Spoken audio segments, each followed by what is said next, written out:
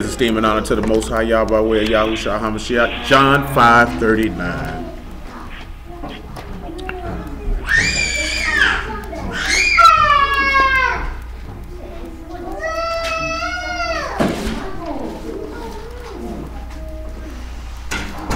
You said John 39. No, I said 5 and 39. Oh, that's what I was saying. Well, you might need to get you one of them bell tones, whatever they call them things. You're too young for that, bro. It says, search the scriptures, for in them you think you have eternal life, and they will testify of me. And you will not come to me that you might have life. I receive not honor from men, but I know you that you have not the love of Elohim in you. I am come in my Father's name, and you receive me not. If another should come in his own name, him you will receive. How can ye believe which receive honor one of another, and seek not the honor that cometh from Elohim only? Oh, that's good, that's good. Let's swing around here to 2 Kings chapter 23 and verse 31. See, what we're going to deal with right here is a mistake that a lot of brews make. How many of y'all, well, I know DJ probably know. How many of y'all know who Kanaya is? You know who that is? Anybody in here know who that is? Well, you'll find out who he is today. Because this is what dudes, this is the man that people use to say Yahusha can't be a king of Yasharal because of this man. Oh, yes, I do. So, 2 Kings 23 and 31. Go ahead. Jehoaz was 23 years old when he began to reign, and he reigned 3 months in Jerusalem, and his mother's name was Hamutal, the daughter of Jeremiah of Libnah. And he did that which was evil in the sight of Yah according to all that his fathers had done. Yeah. And Pharaoh Necho put him in bands in Riblah and in the land of Hamath, that he might not reign in Jerusalem, and put the land to a tribute of 100 talents of silver and a talent of gold. Pause, just for general principle. Matthew 27 and 1. Before you get Matthew 27 and 1, John 11 and 45. Say he put this man in bands so he couldn't rule.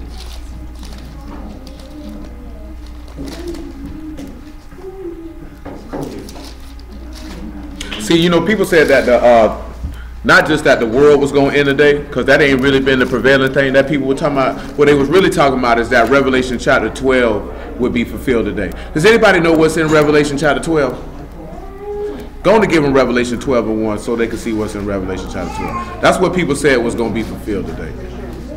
One lady said the beast age will begin today. I don't know where they get that from. This is not the first time that I've seen people say that Revelation chapter 12 was about to be fulfilled. You can go look out there in the sky. I know you ain't see it last night. I know you ain't see it last night, and I know you ain't gonna see it tonight. Because then it wouldn't be September 23rd anymore. Go ahead and read Revelation chapter 12 and verse 1 though. It said, there appeared a great wonder in Shamayim. A great what? A wonder. Go ahead. A woman clothed with the sun. A woman clothed with, well, according to these people, who would be this woman that would be clothed with the sun? Absolutely not. I'm talking about according to the people right now. It would have to be some manner of constellation. I don't know what constellation in the sky looks like a woman. No, they saying that this, probably Virgo then. They were saying that this particular passage is going to be fulfilled today. That you're going to be able to look in the sky and see that wonder in the sky just like it says. Go ahead. It says with the sun and the moon under her feet, and upon her head a crown of 12 stars. So that's what they say you're supposed to see today. That's what people saying when you see this, then the beast coming. Because chapter 13, then the beast come. But what they fail to do that if they're going to use that logic is chapter 11 say the two witnesses come and the beast go to make war with them in the 3.5 year period that they were prophesying, which means that technically this wonder in the sky would have to be seen after the three witnesses if we followed in the chronological order of how the chapter goes. You know what I'm saying? That's what dudes, a lot of people are saying was going to happen today. Not that Mashiach will come in by. I don't know what them other people are talking about. Not just that. There are many different prevailing theories of what was supposed to occur today. The same way that last year they say CERN was going to open and the portals were going to be open and demons were going to come out. You know what I'm saying? And guess what happens to all them people? And you know, may say something about it, may not. All you niggas false prophets, all you going to hell, and you should stop talking about the word from this point forward. Just don't even discuss it anymore. You know what I'm saying? If you listen to them, you ought to receive the same reward that they get for lying. You know what I'm saying? Whether you were intentionally lying or not. You lied. You lied on the word. You made a prophecy that said that was going to happen that did not happen. Because ain't nothing going to happen tomorrow. Ain't no sign of wonder in the sky. The sun and moon ain't up under no women's foot. And she ain't got no 12 stars on her head. You ain't seen nothing. Go ahead where you were going at before. John 11:45. People want the end to come so bad. Oh, the beast age coming. We still got a ways to go for the beast come. Well, I say a ways to go in things that need to be completed. Just like a dude say, oh, Matthew 24 completely fulfilled. If you think that the sacking of Jerusalem was a great tribulation, you's a fool. Where was the trumpet that was blown together? How could you be expelled and gathered up in the same breath? Because in the same breath he said that you would be expelled, in the same breath he said you would be gathered. In the same breath where he said nobody knows this day but my Father is quoting Zechariah, which says this is the returning and saving of Jerusalem. So some of it has been and some of it hasn't. It's a lot of people. The term for that is called a preterist. A person who believes that the whole book has been fulfilled, they're called a preterist. Go ahead, man. John 11:45. Matthew 20. Yeah, that's right. That's right. I did say John. Go ahead. It said, then many of the Yahudim which came to Mary and had seen the things which Yahushua did believed on him. And some of them went their ways to the Pharisees and told them what things Yahushua had done. Then gathered the chief priests and Pharisees and council and said, what do we? For this man doeth many miracles.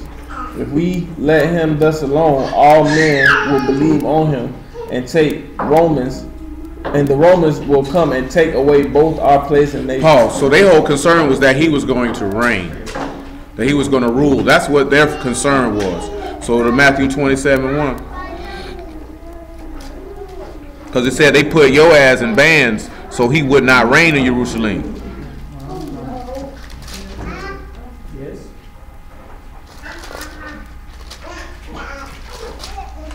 It said, when the morning was come, all the chief priests and elders of the people took counsel against Yahushua to put him to death.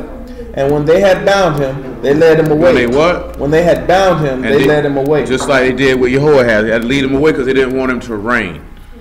See, and we're going to get to that because there's a recompense for the wicked, and we finna see what that recompense is as we continue on. Come on back to 2 Kings chapter 23. We're in verse 34.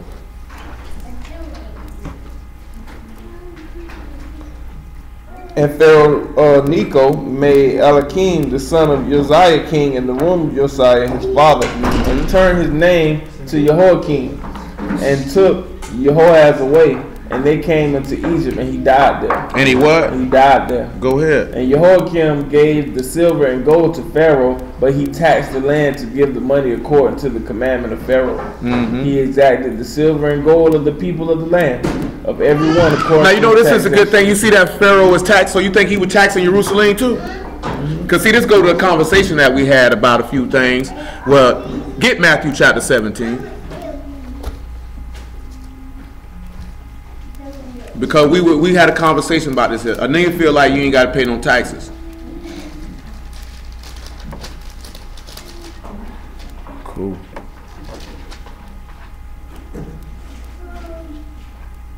Matthew 17 and 1 if I'm not. Is it 1? I don't think it's 1. But read it anyway. He said, after 6 days, Yahushua took Peter, James, and John, his brother. Yeah, I don't want that. Go to the bottom of the chapter. I just want the part with the taxation. That's all I need. We at verse 24. Matthew 17 and 24. It said, when they were come to Capernaum, they that received tribute money came to Peter and said. Now pause. Do we not read that Necho was taxing Jerusalem at this particular point? Is that what it said, right? They said Jehoakim gave the silver and gold to Pharaoh. He taxed the land to give money according to the commandment of Pharaoh, right? That's what they were doing, right? So let's look at Matthew 17 then. It says they came. My phone might still be tripping. You gotta let me know if you can hear me. That phone tripping, man. They probably can't. It was crazy because when Brandon called me talking about nothing, it worked fine.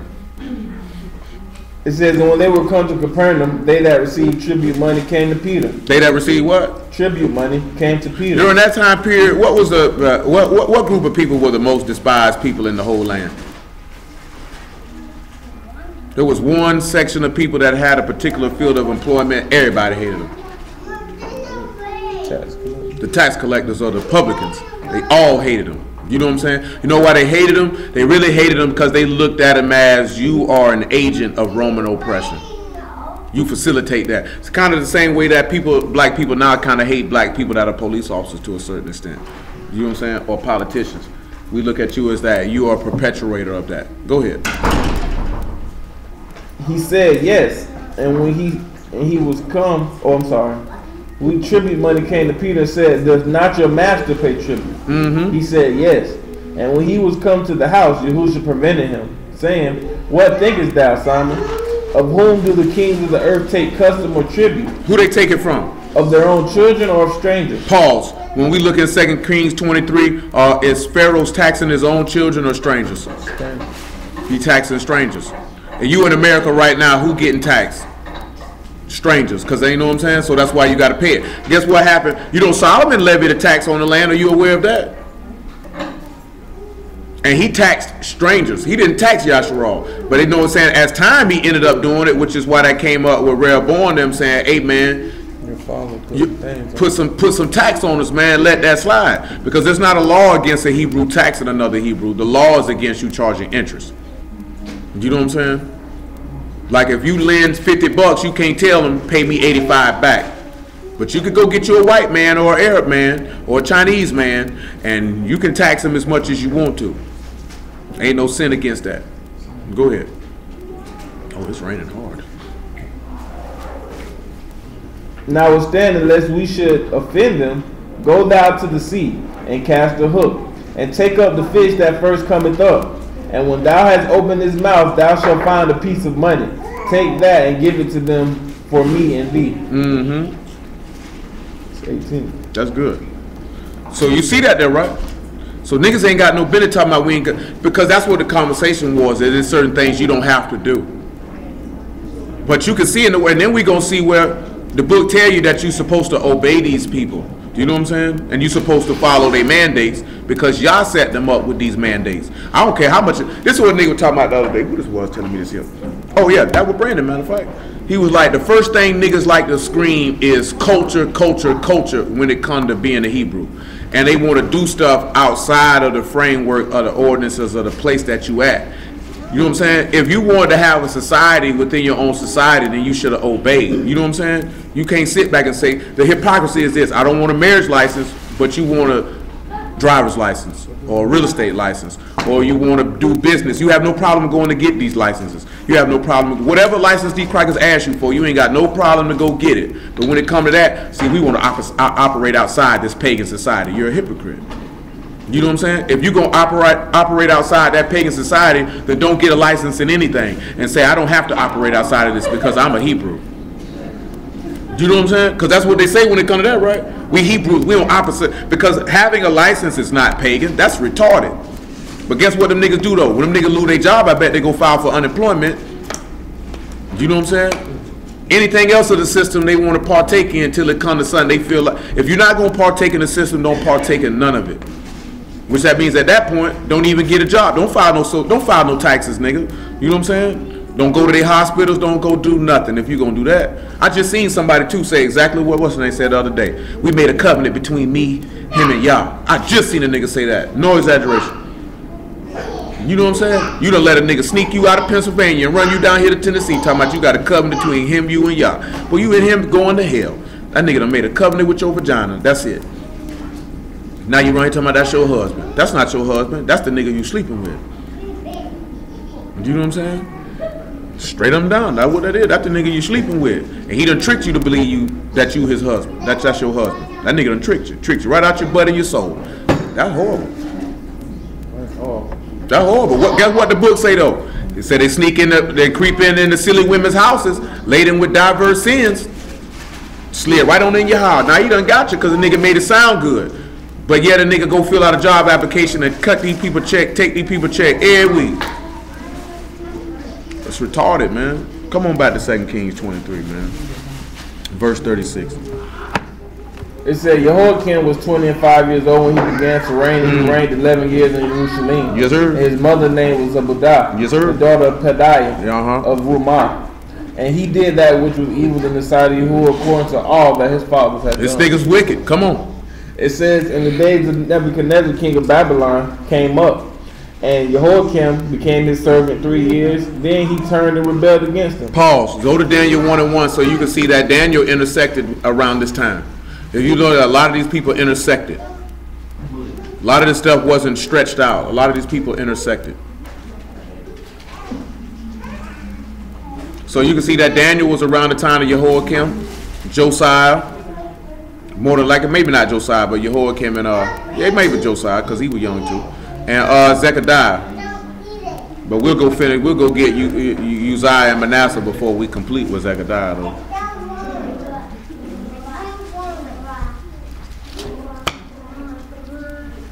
Daniel 1:1. See, so you got to look at something. Jehoakim served Nebuchadnezzar for 3 years. But see, some people were still in the land. Everybody had not been completely expelled. Go ahead. It said, in the 3rd year of the reign of Jehoakim, king of Yehuda, came Nebuchadnezzar, king of Babylon, to Jerusalem and besieged it. So this means, remember now, it said Jehoakim reigned in Jerusalem for 11 years. So that means he came in the 3rd year of his reign, which means Jehoakim was 28 years old. So that means there was another 8 years that Jehoakim was still in Jerusalem, which means the people were still there too. Everybody had not been expelled. Everybody got expelled when Zechariah got took. Go back. Go ahead. It says, and Yahuwah gave Jehoakim king of Yehuda unto his hand, with part of the vessels of the house of Elohim, which he carried out into the land of Shinar to the house of his Elohim, and brought the vessels into the treasure of the house of his Elohim. Anybody know why the land of Shinar is important? Does anybody know where that place is mentioned? What's that? That's where the tower. That's the area where the Tower of Babel was. You know what I'm saying? So you can know that. But the reason why we focus on that point, that you need to know that the land where everybody did not come out and go into Babylon when Zechariah got took. You know what I'm saying? The same way that you were under Roman occupation during the time of Hamashiach, that's what was going on during the time of Jehoakim. You were in the land, but you were under Babylonian occupation.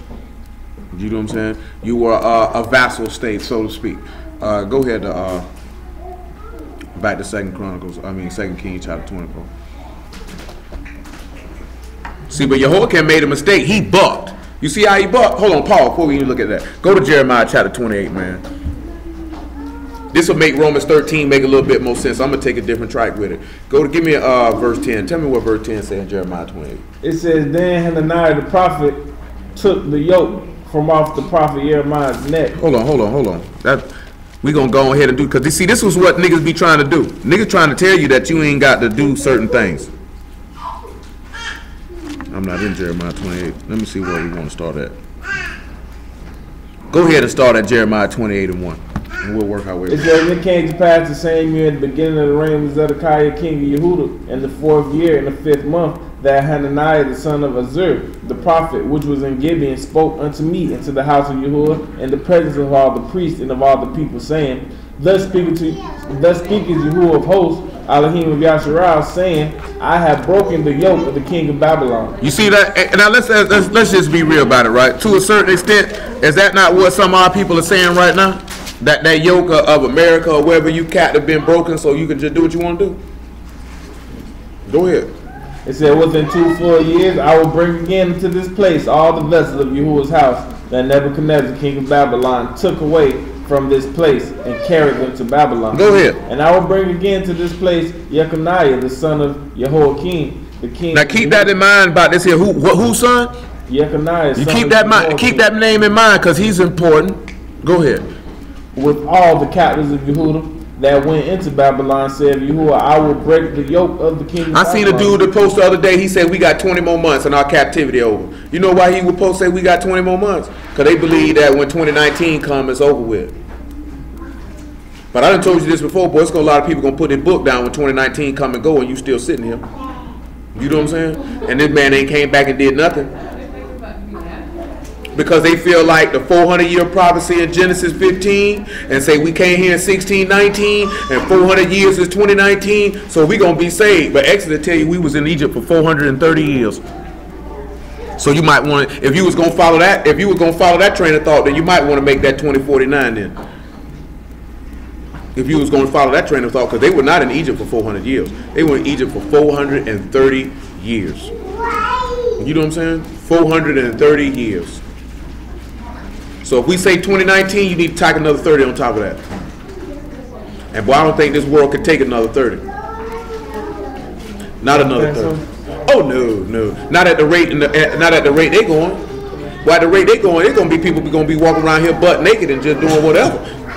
You know what I'm talking about? Worshiping whatever God they want to worship when they. I'm talking about it's just gonna be different. You don't think it was that bad when they left?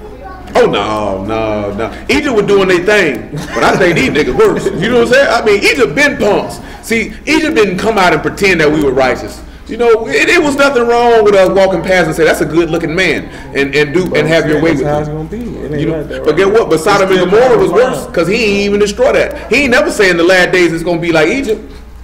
He said it's gonna be like Sodom. It's gonna be all the days of Noah. Yeah. So that means they was going hard. So that's why I said another 30 years. But that man ain't finna sit back and watch that. Well, I'm sick of these niggas. You know what I'm talking about? Sodom and Gomorrah was so bad, they got a nigga dope. Who that man in there? What that Buddha? I need to know him. You know what I'm saying? The time of Noah was so bad he killed everybody. You know what I'm saying? He killed everybody. It was just that bad, and they don't even describe what they anything that anybody say they were doing during times of Noah. Strictly a speculation or from a persuado text. You know what I'm talking about? Straight up and down. A nigga can only try to fathom and imagine in their brain what they had going on. You know what I'm saying? Because it could have been to the point dudes killed. Like I said, you use the sexual deviation because that's crazy. But let's just deal on some other stuff. That means people were dealing so falsely, worshiping whatever. You might have walked up and seen niggas worshiping ants. You know what I'm talking about? People probably were around here killing people on general principle. You know what I'm saying? Doing all type of stuff before you get to the deviant stuff of the flesh that they could have had going on. Because we know what Sodom. See, Sodom and Gomorrah, we only really talk about the homosexuality, but they had oppression going on in Sodom and Gomorrah. He talked about all that. They had all type of stuff going on in Sodom and Gomorrah. They had a lot of adultery going on. They had a lot of fornication going on. They had a lot of idolatry going on. But one of the main things he mentioned in Isaiah is that they were oppressing people badly in Sodom and Gomorrah. You know what I'm saying? So if you talking about as the world continue on, the oppression ain't gonna do nothing but get worse, worse, and worse. You know what I'm saying? Outside of niggas being sexual deviants. Go ahead, man. Well, you right. Another 20 pieces gonna be terrible. It's gonna be terrible. It's gonna be so bad that you wouldn't dare. You wouldn't even dare. Oh yeah, they would probably walk around and say, "Look at that dog." You know what I'm saying? I feel like ain't gonna be no animals. They killed all the animals. They about that. Yeah, if they ain't gonna kill them, they gonna defile them and you can't eat them. I'm thinking about the kids though. I mean, they just like how they kidnapping kids now and doing stuff. They just gonna be like, screw it. It's gonna be so bad you ain't even gonna want your kids to come outside. Yeah, that's a fine young lad. That's a fine young lad. I want his butt, a little child's butt. That's how they gonna be thinking. Cause they already doing it. There's so many kids going missing. But they ain't in the open with it. See, right now they feel like they got to hide. Yeah, and I'm gonna just go ahead and just tell you this here because y'all need to know this here. These crackers sick. These crackers will really take your child, kill him, and drink his blood because they say they want the life force. Or they'll kill the child to see the terror and the fright, and they feel like that will make them live longer. And you don't even want to know what they do with menstrual blood. You know what I'm saying? Like, these people is weird, man. These people is weird, and it's just gonna get to the point they gonna do it in the open. They're not gonna hide with it no more. You know what I'm saying? That's why. Now I can't say specifically, but that's why you'll see some brews that tell you don't move and go to certain cities. And when I say that, I'm not talking about like recently, but like in times past, because that's where a lot of them congregate at. Yeah. They'll tell you don't go to New York, don't go to LA. You know what I'm saying? Because that's where they at, and that's where they get off at. They'll tell you don't go to Boston. You know what I'm talking about? Don't go to Chicago, because that's where all them sick crackers at. They'll tell you don't go to Miami, because that's where them sick crackers at. And they hang out there, they take them children, they shop them around, send them down there, do what they gonna do with them, and then go on about their way. They'll tell you don't go to D.C., because that's where they hang at. You know what I'm saying? Cities like that, because that's where those power brokers and them sick bastards, that's where they hang out at. Because the children don't come up missing a lot necessarily in the particular cities. That's where they ship them to. And then the people had their way with them. But I'm going to tell you also honestly too though, they ain't snatching kids at no higher rate than they ever been snatching them. They been snatching kids. You just see it on the news more. Mainly you see it on social media more. They been snatching children. You know what I'm saying? Because I'm going to tell you, I walked around by myself in 85 like this here. It was nothing. See, they had you scared. See, the one thing these people like to do is have you in a perpetual state of fear. I'm not going to send my child out there to get snatched. Well, who going to snatch him? Shoot, nobody play outside no more. In the 80s, everybody played outside. And niggas was not getting snatched. Not like what you think, but they was snatching children, man. Usually little white children. You know, they snatched up the dude from what, American Most Wanted son. They ain't never find his body. They locked the dude up for it. He probably ain't even killed that boy. You know what I'm saying? Who sold him? Probably sold him. I mean, I think they found his body. Look at that John Benet Ramsey little white girl. They still don't know what happened to that crack. Somebody came through there and did something to that little white girl. It wasn't our people though. He might have did something. He could have been a pervert, yeah, but he could have been. But guess what though? He could have been down with them white folks. He had a little bit of change. Could have been in debt though. You know how they rob? Yeah, you know. Oh, you owe some money? You know how they rob? Owe me some money? Yeah. Let me get. Hey, shoot. Yeah. Go ahead and kill that heifer. I ain't seen nothing. What? We need to keep our status. Keep our status. Children come up missing. Oh, you know, back in Atlanta in the 80s, if I'm not mistaken, there was somebody going. They locked a black man up for it, talking about he was killing and raping little boys. That man, when people said clear day, there's a white man jumping out that van. They sure locked that nigga up though, cause they gotta have somebody to blame. That was the same way. I never believed that story with the DC sniper. Niggas don't ride around and do stuff like that. And then the story they explained, it don't even make logical sense. You seen they made a little movie? You seen a little movie? Yeah, I mean they made a little movie. How a nigga gonna be sitting in there with a hole in the trunk shooting at a nigga? How he seen what he was shooting at? Oh, I guess the little boy was telling them, ain't 30 degrees left. But guess what? There were people on the scene that said we seen two white men jumping out of a white van though. You know what I'm saying? You know, take it with you what you will, but don't crackers do stuff like that and blame it on somebody. They show you that in the movies all the time. They do stuff and blame it on somebody. But then at the same token though, you don't need a movie to see that, because that's why niggas feel like they playing with the weather, because that Geostorm movie coming out. Oh, they playing with the weather. They telling you right here in this movie, the Simpsons always predict stuff. They never got it wrong. Nigga, that's a TV show, nigga. That's a TV show, nigga. Nigga's not a prophet. I mean, but yeah, he in the entertainment world, so you already know. Go ahead, man. Yeah, you ain't lying. What is that? Is that a grandson? Great. Your hair looks nice. We're at 2 Kings 24. What's your money? And verse 2. It said, Yahuwah sent against him bands of the No, we're in Jeremiah chapter 28, sir.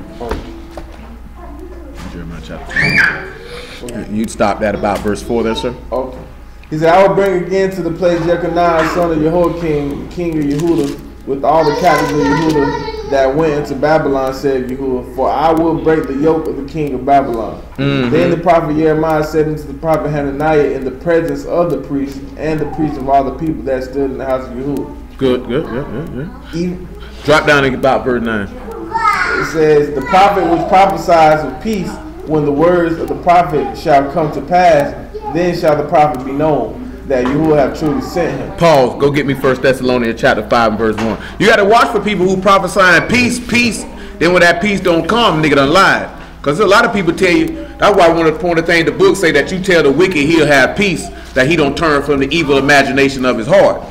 A nigga tell you real quick, well, you know, y'all gonna bless you, he merciful. But this nigga's wicked though. Don't tell that nigga he going to hell and be honest with him.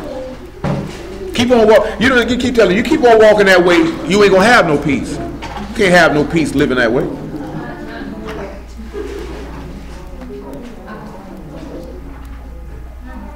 1 Thessalonians 5 and 1. It says, but the times and the seasons, brethren, ye have no need that I write unto you. For yourselves know perfectly that the day of Yahuwah so cometh as a thief in the night. For then they shall say, peace and safety. And what's going to happen? Then sudden destruction sudden what? cometh upon them. Guess what? Let's go back to Jeremiah 28 and let's see what happened to Hananiah, because he said peace and safety. Let's see what happened to him.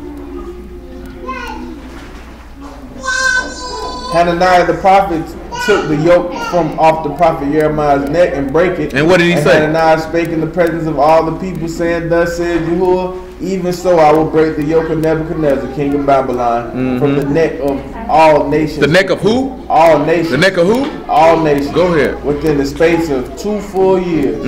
And the prophet Jeremiah went his way. Then the word of Jehoakim came to Jeremiah the prophet. After that, Hananiah the prophet had broken the yoke from off the neck of the prophet Jeremiah, saying, What did he say? Go and tell Hananiah, saying, Thus said Jehoakim, thou hast broken the yokes of wood, but thou shalt make them for yokes of iron. Go ahead. For thus said Jehoakim of hosts, the Elohim of Yasharal, I have put a yoke of iron upon the neck of all these nations, that they may serve Nebuchadnezzar, king of Babylon. That they may do what? Serve Nebuchadnezzar, king of Babylon. And what did he say they'll do? And they shall serve him. They got what? They shall serve him. And what else? And I have given him the beasts of the field also. Pause. Now go to Revelation chapter 13 and look at about verse 9. Well, who crying like that? Well, he got deep. That came like this here from the pit of his stomach. It said, if any man have ear, let him hear. He that leadeth in captivity shall go into captivity. He that killeth with the sword, he must be killed with the sword. Here is the patience and faith of the Kadeshim. I will beheld another beast coming out of the earth, and he had 2 horns like a lamb, and he spoke as a dragon. See what it is? What you think that mean when he say he got 2 horns like a lamb, but he speak like a dragon? No, speak like a serpent. 2 horns like a lamb, but speak like a serpent. He looked sheep wolf and sheep clothing. Yeah, but what did Hananiah just do? Didn't he just come speaking words of peace? He just did the same thing. Now what does Daniel chapter 8 say about this man? Go on and get it for him, man. Daniel 8 and 20.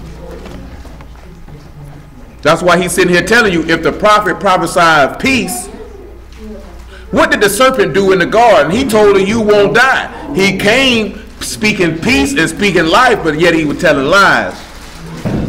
So remember, he's come. 8 and 20. Tell me what 8 and 20 says. It says, the ram which thou sawest having 2 horns are the kings of Media and Persia. And the rough goat is the king of Greece. And the great horn that is between his eyes is the first king. Now that being broken, whereas 4 stood up for it, 4 kingdoms shall stand up out of the nation, but not in his power. And the latter time of their kingdom, then when the transgressors are come to the full, a king of fierce countenance and understanding dark sinister. So he's going to understand the word, and he's going to have a real mean look on his face. Go ahead. And his power shall be mighty, but not by his own power. And he shall destroy wonderfully, and he shall prosper and practice. You know, I wasn't thinking about this here, but you know, when the dudes just had that discussion about the man of sin possibly being multiple people, and we got to go back because it was higher up in Revelation 13 that we want. He's going to do exactly what he did with Nebuchadnezzar, give the whole world into the hand of one man. One man. That's why dudes sit back and look at it, try to be so deep, and they're ignoring what the text actually says and the precedent of things that have been done. Hello, Gail. Gail the dip. He ain't got no snacks for me. Go ahead. Hey, Abigail. And practice and shall destroy the mighty and the Kadesh people. And through his policy also he shall cause craft to prosper in his hand, and he shall magnify himself in his heart. And by peace shall he destroy men. By what? By peace shall he destroy By what? men. By peace he shall destroy men. Now, Paul, let's get John 1 and 25. Because if he coming with 2 horns like a lamb, that means he coming in peace, but he got the mouth of a serpent. It says, and they asked him and said unto him, why baptize thou then if thou be not the Mashiach or Elias, neither that prophet? John answered them, saying, I baptize with water, but there standeth one among you whom ye know not. He it is whom coming after me is preferred before me, whose shoe latchet I am not worthy to unloose. These things were done in Beth Abarah, beyond the Jordan, where John was baptized. The next day John seeth Yahushua coming unto him and said, behold, the Lamb of Behold who? The Lamb of Elohim. Now what does the book say wouldn't be found in his mouth? No guile. No guile, no lie. What does the book say about the serpent in the 8th chapter of John? The serpent. He's the father of lies, a liar, and he's the father of it. So that's how the serpent came to Eve in the garden. He came like a lamb because he came docile. He came humbly. But yet the serpent was in his mouth clearly because he is one. Because when we look in Greek, when they say dragon, it's going to say serpent. You know what I'm talking about? He came deceitfully. So when we see this beast coming, he coming like Hananiah came. Hananiah came speaking peace. But yet he called the people to trust in a lie. He was speaking as if he was from Yah, and he was not. Hello there. Come back to Revelation 13. We actually need verse 5. It says, and there were given unto him a mouth speaking great things and blasphemies, and power was given unto him to continue 42 months. How many months? 42. And he opened his mouth in blasphemy against Elohim to blaspheme his name, and the tabernacle, and them that dwelt in Shamahim. And it was given unto him to make war with the saints and to overcome them. And power was given him over all kindreds and tongues. Given power over all who? Kindreds, tongues, and nations. I mean, he had the whole earth in his hand, didn't he? Just like Nebuchadnezzar. He had to follow that same pattern. And everybody got to serve him. The only difference between Nebuchadnezzar and this nigga is that Nebuchadnezzar wanted people to bow down and worship him at the blowing of that flute, but he wasn't trying to cause nobody not to worship Yah. You know what I'm saying? Like, he wasn't telling people you couldn't worship Yah. You know what I'm talking about? This man is going to say you got to worship me and me alone, because he said he magnified himself in his heart, which goes with what happened to Nebuchadnezzar. What did Yah do to Nebuchadnezzar when he magnified himself in his heart? He turned him into a man, made him eat grass. Exactly, turned him into a beast. And that's what y'all gonna do to the beast when he slide through. I'm gonna humble you. Only difference is I'm gonna toss you into a lake that burned with fire and brimstone alive. That's your humbling. You know what I'm saying? Come on back to so when we look at Jeremiah 28 and verse 14 and what he said, go to Romans chapter 13 and verse 1, because didn't y'all send Pharaoh Necho against Yasharal will? And he had him paying taxes. Ain't nobody buck did him. So let's see what Romans 13 say.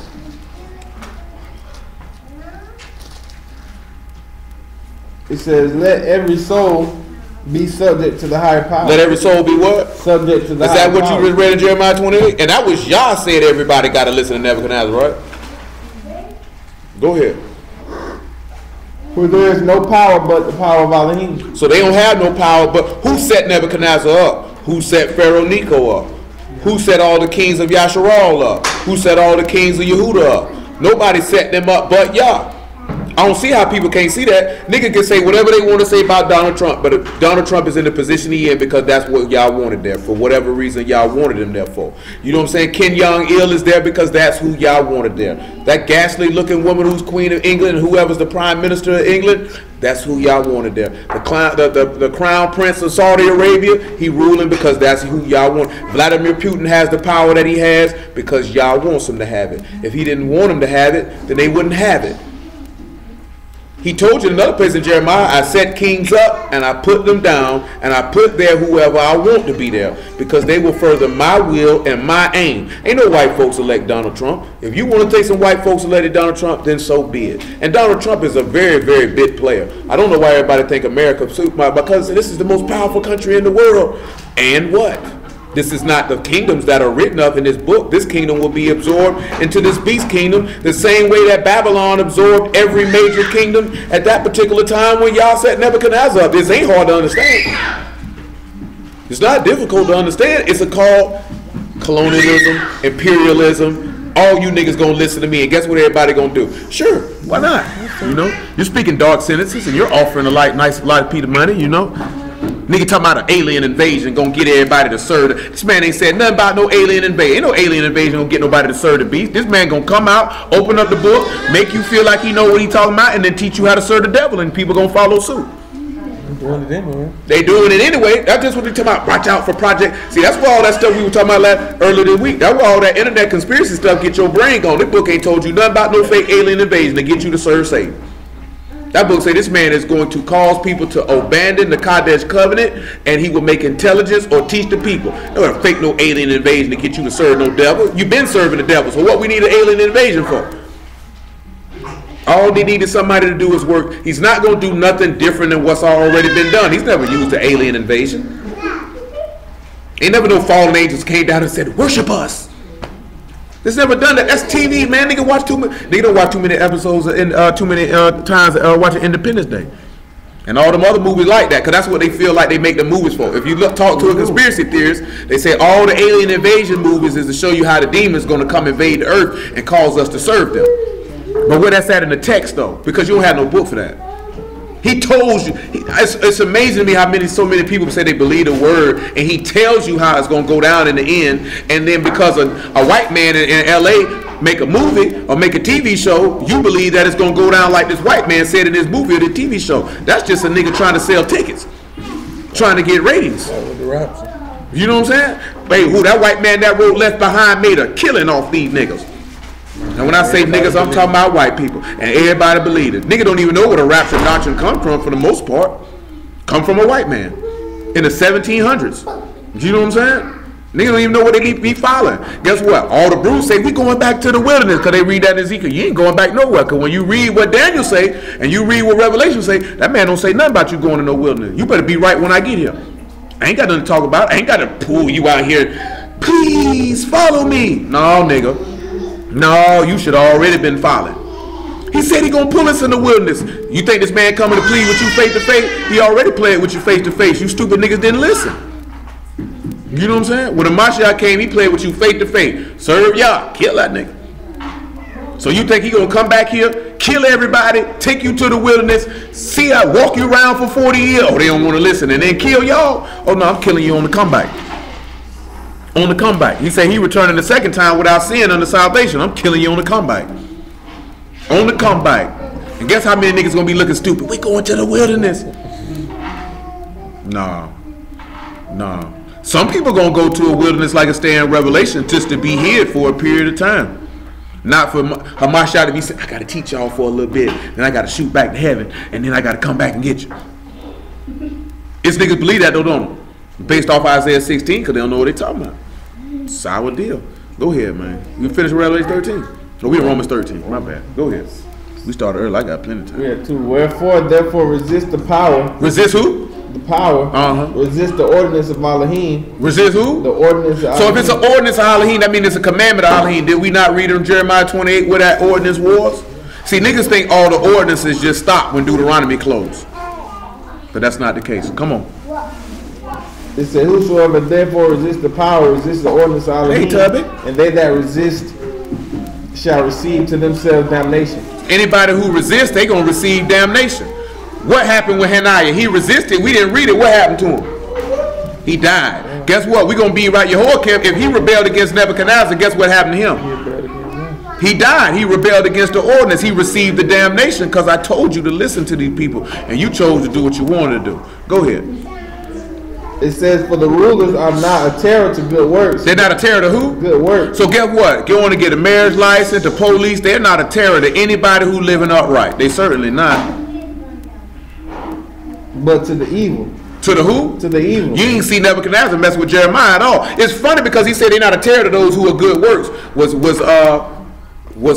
Darius a terror to Daniel? Shoot, even the king of Persia wasn't a terror to Mordecai.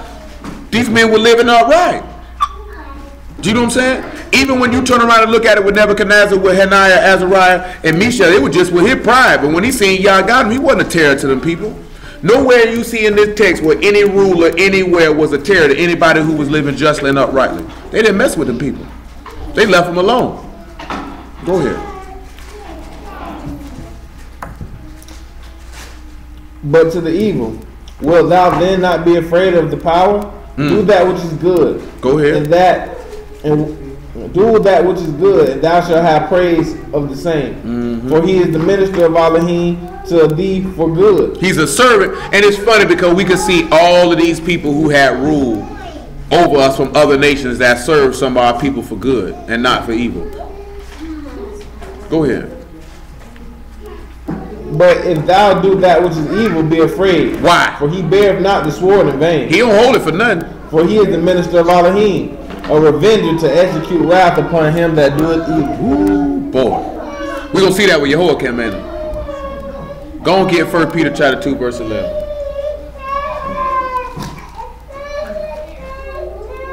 She's not pleased.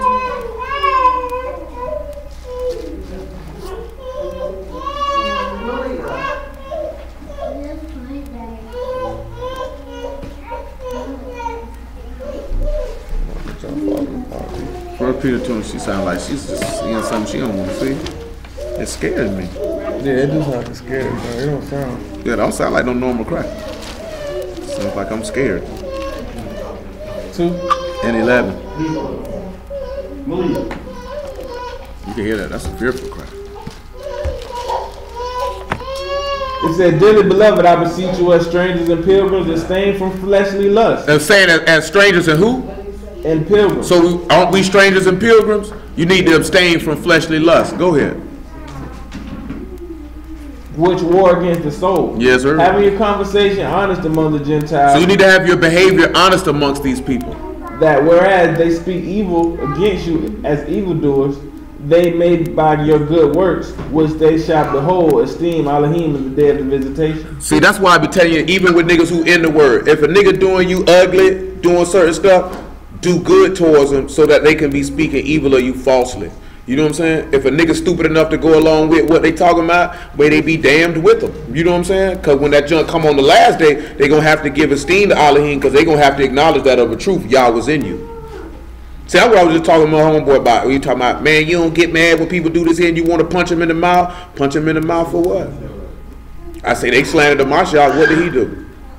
You know what I'm saying? He didn't do nothing. You exposed yourself. I'm going to continue to, because the minute if a nigga already slandering your name, trying to make it put you out there to be wicked, and then you do something in retaliation that in the natural sense that would be probably considered to be the normal course of action, you have validated their point that you're wicked and evil and justified their stance, and therefore Elohim won't be esteemed in the day of visitation. You know what I'm saying? Probably the most difficult thing for people to take is for people to slander your name falsely. But we're going to read about that, about shedding innocent blood and how Yah will not forgive that at all. Go ahead.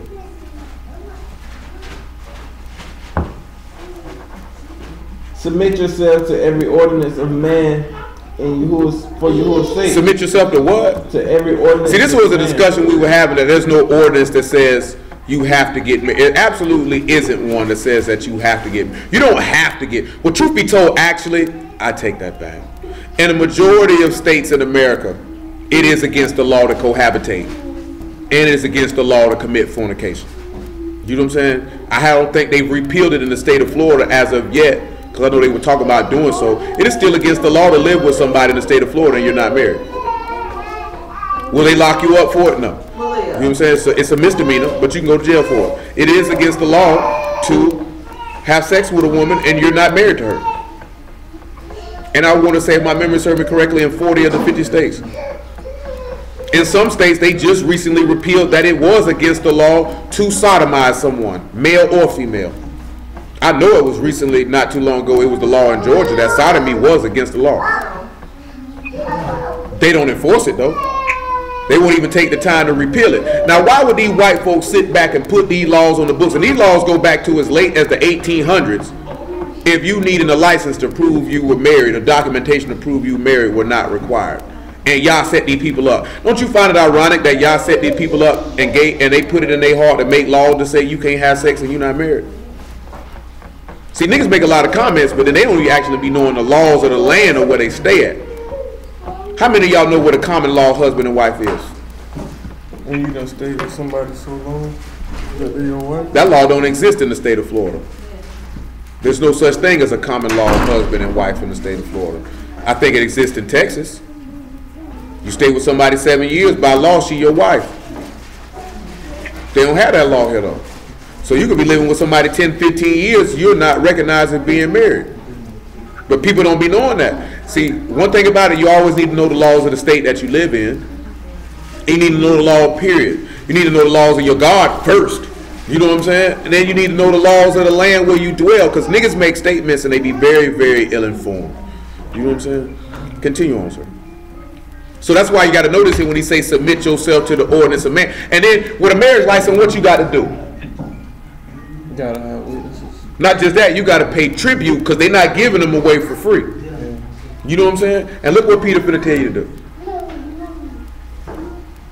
He says, or our governors as to them that are sent by him for the punishment of evildoers and for the praise of them that do well. Mm-hmm. For so it is the will of Elohim that with well-doing he may put to silence the ignorance of foolish men. See, always remember that by well-doing you can put to silence the things of evil men. Go ahead. The ignorance of evil men. Go ahead. It says, as free and not using your liberty for a cloak of maliciousness, but as servants of Elohim. Honor all men and love brotherhood, fear Elohim, and honor the king. Good, that's good. And remember when he tell you that, he said you're not submitting yourself to the ordinance for nobody but Yah's sake, because Yah wants you to do it. You're not doing it for them. See, that's what a lot of people sit back and thinking.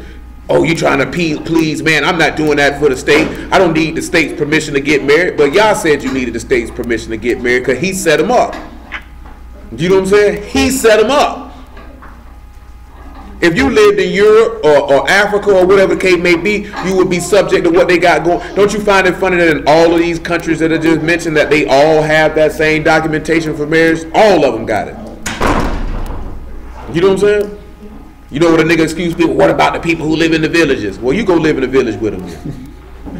That'd be the first thing a nigga scream, nigga living in the village. What about the people in the world? You know what I'm saying? Everybody don't live in a village in 2017, nigga. Don't be going for that stuff they be putting on TV, making you think all these people in these foreign land living primitive, living in a tent, making fire with sticks. You know what I'm saying? These people live just like you live. That's white supremacy to make you think them people sitting over there living like that. All the people ain't living like that. They make you think Africa, everybody just poor with flies flying around their head. Them people ain't living like that. You know what I'm saying? The people got cars and nice houses and industrialized cities and the internet and all that. You know what I'm saying? Smoking rocks, weed, all that, getting drunk. Shoot, they got iPhones too. Nigga think like only people got iPhones is people in Europe and America. They got iPhones everywhere. Nigga, they got technology in Japan that don't even come over here. They don't even sell it over here. You seen a little bit, you said they was still like this here. You seen them Japs trying to sound like black people? Japs. They dress more like niggas in Japan than they do over here. I done seen Japanese dudes with locks, braids. I'm talking about they right here talking about they listen to Big Daddy Kane. Niggas ain't listen to Big Daddy Kane in America since 1991. You know what I'm talking about? They bumping it though. Come on back to 2 Chronicles 24, man. We're in verse 2, man. And the reason why I mention that is because a lot of our people that live in America only have a view of the world from an American lens. Yeah. Only from American lens, and really in that American lens it's just like in the Middle East. They think all them dudes walk around here talking about a Allahu Akbar, blowing stuff up. Them niggas just as freakish. Some of y'all done seen them videos them niggas be posting on Facebook with them niggas doing all this here, tricking with them girls while they twerking and doing all this other stuff. In their nightgowns, you know what I'm talking about? Balling. That righteous twerking, boy. Right, that righteous twerking right here. She say she twerking for Allah. Here you go, baby. And she covered. And she covered. She ain't half naked twerking for Allah. She covered. So I can drop that on them. That's how they live. But guess what? It's a lot of niggas like this here. You think Dubai the only Arab city in the Middle East that's like that? They got plenty of cities like that. All them niggas ain't living in sands riding on camels. Come on, man. It say you will send 2 Chronicles 24, verse 2. Or Kings, yeah. 24 verse 2. It say Yahuwah sent against him bands of the Chaldees and bands of the Syrians and bands of the Moabites and bands of the children of Ammon and sent them against Yehudah to destroy it, according to the word of Yahuwah which he spoke. What word? When did he speak that word? And what prophet spoke it? Because we just read it. What prophet spoke this word that these people would come through and destroy Jerusalem? No. Just told you that the chapter beforehand. What did Josiah do? He found the book of the law, right? They read it. He seen the curse. Who did he go seek? Huldah, the prophetess. She told him that. You notice this didn't happen until after Josiah was dead. Just like he told him. He said he wasn't going to see it. Josiah is dead. Jehoakim is his son. Go ahead. It says, surely at the commandment of Yahuwah came this upon Yehudah to remove him out of his sight for the sins of Manasseh, according to all that he did. Also for the innocent blood that he shed. Hold on, for the innocent what? Blood that he shed. What did he say after that? For he filled Jerusalem with innocent blood. Which what? Yahuwah would not pardon. This, now come over here to Acts chapter 5, probably about verse 20, and this make a lot more sense what this man said right here. What did he tell you in Genesis chapter 9 and verse 6? He say, whosoever do what? Sheds man's blood. By man shall his blood be shed. Does it not say in Proverbs chapter 6 that the shed of innocent blood is what? An abomination. So when you turn around and you look at it and you sin against a Mashiach, you shedding his innocent blood. Yah is not going to forgive that. You know what I'm talking about? If anybody lays hands on the righteous and kills them, that's why he tell you don't fear him that can kill the body, because he's not going to pardon that innocent blood. He's not going to forgive that. When he tell you he's not going to pardon that, that means if you shed innocent blood, that man say he ain't going to forgive it. You can just go ahead and get rid of that. That sin is not going to be put away. So this is the mind frame that you got to have, that if you walking in righteousness and this is what Jeremiah said in Jeremiah, I think about chapter 26 when they locked him up. He said, if you kill me, surely you have innocent blood on your hands. Even in 2 Chronicles 20, when they killed that dude, Zechariah say, may they requite it or pay him for that, because this was innocent blood. Yah will not forgive it. That's why he turned around and tell you, if you hate your brother, not just hate your brother, he said without a cause. Because your brother might do something where you be highly, highly perturbed with him, and he may overlook it. That's what 1 John chapter 3 verse 14 say about it. The verse I got is correct. If you hate your brother without a cause, I mean you don't have a reason. He said then you are a murderer, because Abel was hated by Cain for no reason. You know what I'm saying? Guess what though? To a certain extent, Esau had a little bit of reason to be upset with Jacob, even though it wasn't just in the grand scheme of things. In his mind, he had a reason to be mad with Jacob. He tricked me out my birthright. Abel didn't do nothing to Cain. All Abel did was bring a sacrifice, and Cain, you brought yours, and y'all like Abel's over yours. Now you mad with him, you won't kill him. You know what I'm saying? Ishmael had no reason to have a problem with Isaac. What did Isaac do to you? Nothing. So you got to remember that he said if you hate him without a cause, and we know majority of the time when somebody got a problem and they hate their brother, it is for, and key point he said brother, that means that's somebody who doing the will of Elohim. So how can you walk around and be mad with somebody who doing the will of Yah, and this supposed to be your brother? You would think you would do what's in Matthew chapter 18 and you would go holler at them. But clearly if you don't go holler at them, clearly that ain't your brother. So clearly somebody's a sinner. You know what I'm talking about? Because somebody's not just before Elohim. Come on. Abigail. That's fine. And 20. Abigail, let me get that juice. It said, go stand and speak in the temple to the people all the words of this life.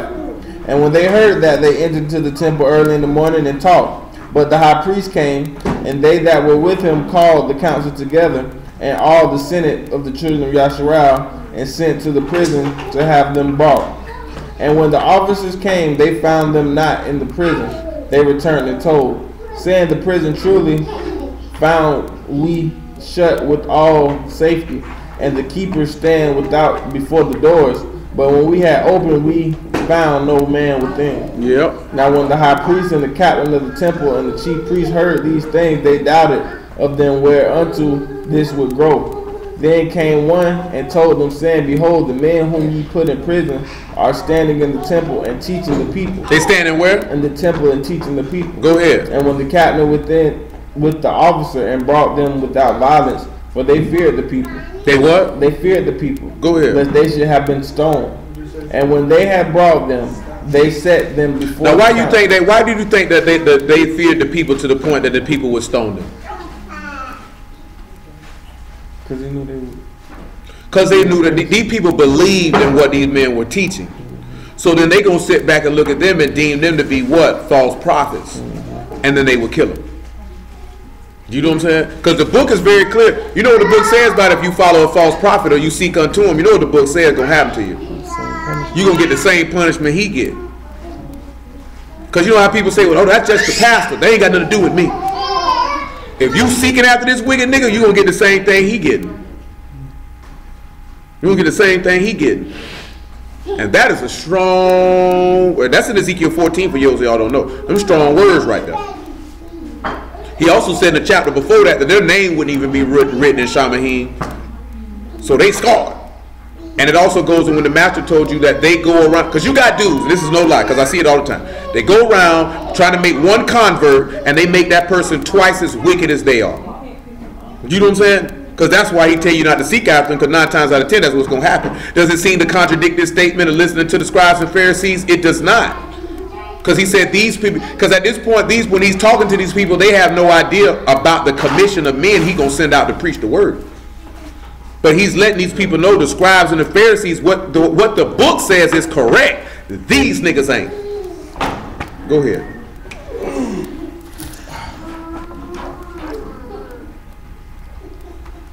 It said, and when they had brought them, and they set them before the council, the high priest asked them, saying, did not we straitly command you that you should not teach in this name?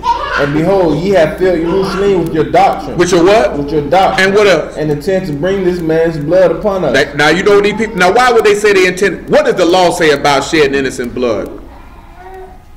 The law tell you about that. Tell you if you shed innocent blood, you got to die.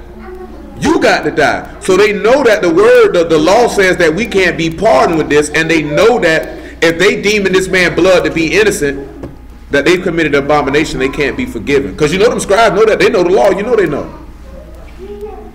That's what did these people say when they was crucifying the man? What did they sit back and say? Let his blood be on our children's children. Because they looking at, if this is innocent blood, and guess what? I done told y'all this before, I tell you again. Some of our people who walk in this planet are the descendants of those people who said that, and they'll never be forgiven. Because that man's blood is on their head. Didn't he say let it be on our children's children? So you don't think those descendants of those people are still walking this planet? And you wonder why some niggas can't get right? Shoot, that man blood on their head. It don't matter what. They could keep the laws all they want to. They could say they believe all they want, and they still gonna die because that man blood on them. Because you descend from people who said it. And that's scary. You know what I'm saying? But then at the same token, when you look at how some niggas behave, you will see. Because what did he say in Matthew 23? He said, oh, if we were within the times of our fathers, we wouldn't have participated in killing the prophet. He said, you bear witness, you're their children. Your behavior will actually show that you're the descendants of those people. You know what I'm saying? Because you're going to show. Because you're going to be against anything that's righteous. You're going to be against anything that's just. You're going to be against anyone who is righteous and just. Because the book tells you that they'll be haters of those that are good in the last times. Just like they were haters of those that were good in the past times. Come on back to 2 Chronicles 34. 2 Kings 24. I'm getting ahead of myself because we got this one in the Chronicles. 2 Kings chapter 24. You was already ready, huh? Look at him. He's swift today. He must have got him some Red Bull. Now he got wings. It says, surely the commandment of Yahuwah came upon Yahuwah to remove them out of the sight. We read that.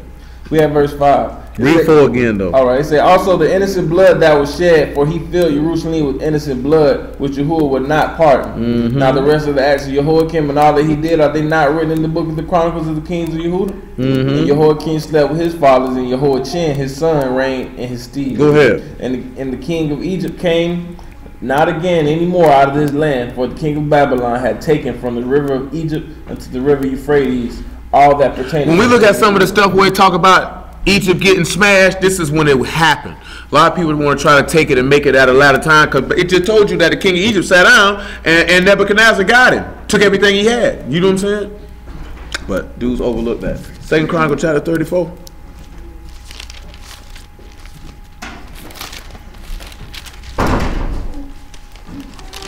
Not 34, 36. 36 and 4.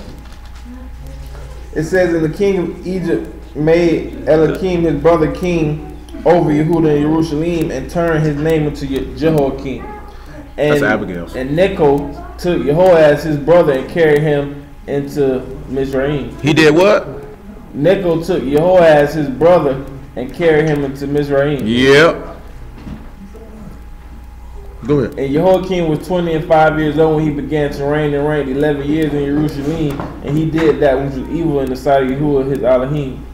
Against him came up Nebuchadnezzar, king of Babylon, and bound him in fetters to carry him to Babylon. Nebuchadnezzar also carried the vessels of the house of Yahuwah to Babylon and put them in his temple at Babylon. That's good. That's good, man. I didn't see what the they say his brother. What, Jehoakim? Because he reigned after him. It said Necho to Jehoakim. Okay. He took all of them. He took everybody. But let's look at Jeremiah 1:1 first. Now Jehoakim gets a lot of spit in Jeremiah, because this clown nigga was wilding. You know what I'm saying? This clown nigga was wilding. And unfortunately, as I mentioned before, you done seen, we done looked at almost every king in the history of our people, right? And very few of them were righteous. All of these niggas was wicked. You know what I'm saying? All of these niggas was wicked. And it just compounds the nature of, not only just on the aspect of our people as a whole, but even when you talking about, because to a certain extent, the king is representative of Yah, which means he's representative of the husband to the wife, and he was leading the wife out of order. That's why he said the heads of the people calls them the heir. And that's why it's very important that you cannot have a nigga who cannot think his way out of a paper bag and as wicked as the day is long, leading you nowhere.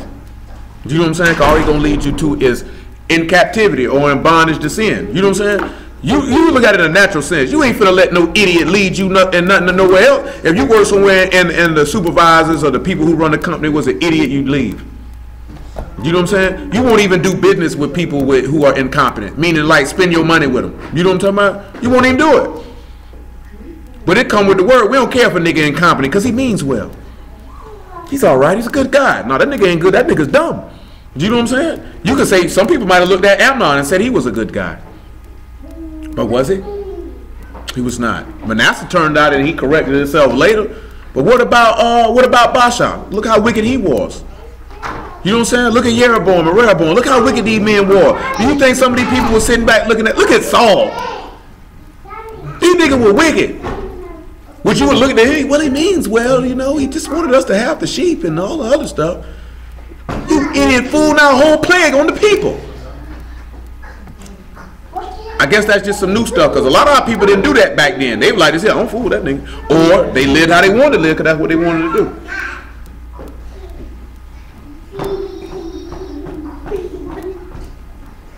Jeremiah 1:1. It said the word of Jeremiah the son of Hilkiah, the priest that were in Anoth in the land of Benjamin. You know Hilkiah, you know who Hilkiah is, right? You read about him. That's one of the priests that was down with Josiah. If he's the son of a priest, then what? Then we can be able to ascertain that Jeremiah was a Levite. Go ahead. It said, to whom the word of Yahuwah came in the days of Josiah the king, the son of Ammon, king of Yehuda, in the 13th year of his reign. Hey. No. It came also on the day of Jehoakim, the son of Josiah the king of Yehuda. So this word also came during Jehoiakim's time too. So he spit it during Josiah's time, and then he had him turn around and do what? Tell it again. Go ahead. Until the end of the 11th year of Zedekiah, the son of Josiah, king of Yehuda, until the carrying away of Jerusalem captive in the 5th month. So he had them keep telling them this here repeatedly. Now let's drop down, because we don't need to what he told them. Like, let's look at what he told them to speak. Verse 9. Look at what he told them to speak. It said, then Yahuwah put forth his hand and touched my mouth. And Yahuwah said unto me, behold, I put my word in thy mouth.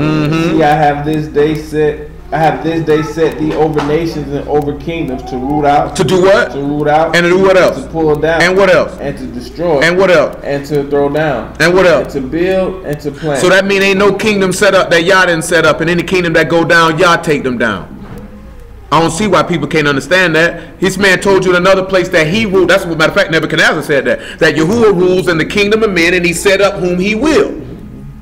And they setting them up for their cause. They talk about, he around here beefing with North Korea. He beefing with North Korea because he supposed to. At the end of the day, them niggas ain't gonna do nothing. They just gonna run their mouth, make some back table deals, and just keep on going about their business while you nigga terrified to spend your money for preparation of something that's not even going to happen. This stuff is worse than network daytime television. These niggas, these crackers live a soap opera out in front of your face on the evening news, and niggas go for it. You know what I'm saying? This junk be, you don't realize all this stuff these niggas say is scripted. There's a teleprompter in front of all of these people. Donald Trump might be the only president in the last maybe 50 to 60 years that go off script. And that's the only reason why some of them crackers who are higher than him don't like him, because he go off script. And say, well, because you don't really sit like, that's why a lot of them crackers don't like Donald Trump, because he's an outsider. He's not one of them. You know what I'm saying? He don't run with them. He don't run in the same circles as them. Because that cracker don't care what he say out his mouth. And he's always been like this. Guess what? That cracker stood out there and said all the football players need to be fired if they don't stand for the anthem. You know why he said that? Because that's what his people want to hear. If that's what they wanted, if he told them they should take monkey crap and throw it at him, he'd have stood out there and told it to them. They would stood out there and cheered, yeah, and they'd have kept doing whatever it is that he wanted to do. You know what I'm saying? Because people are easily influenced. They play people like puppets. Dance, and niggas dance. And niggas dance. I seen an article with dude say, oh, the NFL ratings are down. The NFL ratings been going down steadily for the last 5 years. You know what I'm saying? Because the NFL was so arrogant to think that people would continually watch football at that high rate that they had been watching it and that it would never dip. And that, oh, we can give them an 18-game season schedule and we can put games on Thursdays, but you oversaturate anything, nobody wants it. That's why when Dixie had to file for bankruptcy and scale back, they went too far. They oversaturated. I don't want it. You know what I'm saying? Matter of fact, I can kind of even say that in one of the 48 laws of power about making yourself scarce, because then people appreciate you more. You know what I'm saying? But when you oversaturate something, I can see it all the time, and this, that, and the third, I don't want nothing to do with it no more. It doesn't have the allure. I'm not attracted to it. That's why people use that term, you know, absence makes the heart grow fonder. But at the same token, the absence of Yahuwah should not make your heart grow fonder. The absence of Yahuwah is a bad thing. You know what I'm saying? But at the same token, on the flip side, when you look at the parable of the son coming back, it was his absence from his father which made him appreciate what he had and what made him bring his butt back. So your absence of you being from your Elohim and from your land, that when that information comes, it should make you want to bring your butt back. That's why he carried you out the land on all these times, because maybe if I take you from around here, maybe you'll appreciate it more. You know, some people, they don't appreciate their husband until they leave, or appreciate their wife till they leave, or till they die. You know what I'm saying? Now you like to say, oh man, she was such a good woman. He was such a good man. Well, shoot, it was too late for that nigga. You should have figured that out before they died. You should have figured that out before they left. And what a lot of people do. Or sometimes kids don't appreciate their parents until they dead. Do you know what I'm saying? Then you realize, oh, my daddy wasn't being a douche. He was really helping me out. Do you know what I'm saying? Straight up though. Because as a child, I hate him. You know what I'm saying? Or you do like how Leah's doing. She 5, but she actually finna be 5, but she act like she 15. I forgot what that was that day she went in there and hid in the room and balled up. That was hilarious. That was hilarious. Because she was not operating as a child of her stature at that particular day. Thought she had done jumped up to become a teenager, and we all aged 10 years and didn't know it. That was funny right there. I'm talking about she was balled up with her hands like this here. I hate you. I hate you. What she did, little muffin? Huh? Yeah, I mean, but the first time, so I'm talking about the first time I ever viewed it. That was hilarious. That was hilarious. You know what I'm saying? And teenage, hey, some of y'all probably did that when y'all was a teenager too, sitting in the room in your car. I hate you. You won't let me go out. Look at you. You went out anyway. Went out anyway, jumping out of windows, sneaking out the back door. Huh? I ain't get mad. You ain't get mad. What you did? Went devise a plan, make it happen. Disobedient child. I'm talking about he gonna devise a plan. See, I wish I had. I tried to tell you can't go nowhere. You devise a plan. Cause see, I'm like more parent. I'm gonna do a bedroom check. Cause see, I know this nigga gonna try to dip. And when this nigga try to dip, I'm finna lock all the windows, all the doors. So when you come back, you got to come through me. That's the type of parent I created myself. Because I know about how I did, I can't let mine get away. I ain't even do none of that there, but I know. I told that time, I told little mother to come in the house, and it's time to come in. This nigga look, I said, you know what? It's a little quiet back there. Let me see what she got going on. The window open. Okay. I'm finna lock all the windows and all the doors. So when it's time for her to come in the house, she got to come through me. That nigga knocked on the door. I want to come inside. I said, I bet you do. I went and sat down. You know what I'm talking about? Straight up. She was like 7, 8 years old. She was sat there crying, I want to come inside. I know you do. Shoot. Guess what? And if you a teenager and you do that to them, I'm talking about, boy, I will call off of work to make sure I'm there to make sure that I meet you there when you come to that door. Because, boy, you're going to catch these hands. You know what I'm saying? And after you catch these hands, you got a decision to make. You can stay here or you can move out. Because I can gladly help you move. I even pay for the storage unit for the first 2 months. But you can't live here, though. You can't live here, though. Oh, you want to come and go as you please? Oh, you can't live here. That's what grown people do. So unless you're going to help pay half of this rent, half of this mortgage, and half of all the rest of these bills, you can't live here. God forbid you bring some butt in here and get freaky in here. I already told you, me and your mama the only ones get freaky in this house. You definitely got to move out, because you certainly think you grown. Ain't finna be staining my sheets up in my house. You know what I'm talking about? Ain't finna do it. You know what I'm talking about? You ain't finna do it. And I ain't talking about because you did it in my bed, because some of you niggas were grown enough to go in your mama them room and do it. A lot of niggas did in my day. Yeah. A lot of niggas was wild. You know what I'm talking about? But guess what? Them my sheets in your room too. And I got one got to wash them. You know, sir. You know what I'm saying? You ain't finna be doing that in my house. Got this old butt naked little boy walking around here eating my food. Oh no, y'all got to move out. Tell that nigga stay to his house. Live with him.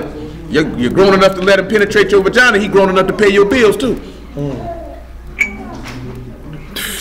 That's hard, man. Shoot, that's reality though. You don't get your stinking. You ain't one thing about it. You ain't finna play the whore in my house. Son or daughter, somebody got to move, and it ain't me. You know what I'm talking about? Somebody got to move. I'm tossing niggas up out of here. All your little stuff out here too. Like this here boy, hey, it's a yard sale.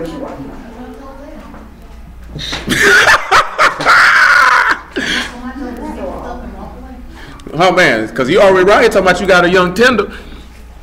I know you probably a little extra freak after putting that Summer's Eve on your scalp. Y'all ain't know he washed his hair with Summer's Eve. Oh, you did that to yourself. You know why we wouldn't. You know why I wouldn't have brought that up if you wouldn't have went in the bathroom with such pride to say, "I use this one."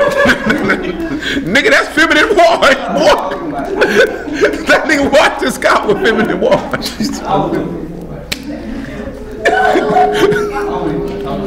I know you don't, but I do. So. Reading is fundamental, baby. Reading like this here. You seen that video I sent you with that nigga? You seen that video I sent you with a nigga like this here talking about, oh, this new Capri Sun got a funny straw. Yeah, I thought just about you too. I said, boy, that was you. That was you. And then came out the shower. That nigga said, I feel so bouncy and light. What you mean? You supposed to read, nigga. You know you live with women. You just don't grab products and just use it. You live with women. Shoot, boy. Talking about she need to put it somewhere else. Nigga, you need to sit back and look. Why is this white woman in flowers on this bottle? This might not be for me. Yeah, that was cool. And that nigga was like this here, I like this stuff. I feel invigorated. That was Hey, but you got to get it right like this here, right? See, we brought it up the other day, but everybody wasn't present, so you just got to catch it right now. But guess what? I won't mention it next week, but you got to catch it today, though. That wasn't up but 2-3 days ago. It was. You know what I'm saying? It wasn't even a good week ago. Now I'm talking about that was just Monday. Shoot, same difference. Like Tuesday. Real what, Monday? No, what Tuesday? Ah, what you ashamed for? You weren't ashamed when you were doing it? I guess you were using it because you said you had a young tender you want to be able to relate to it.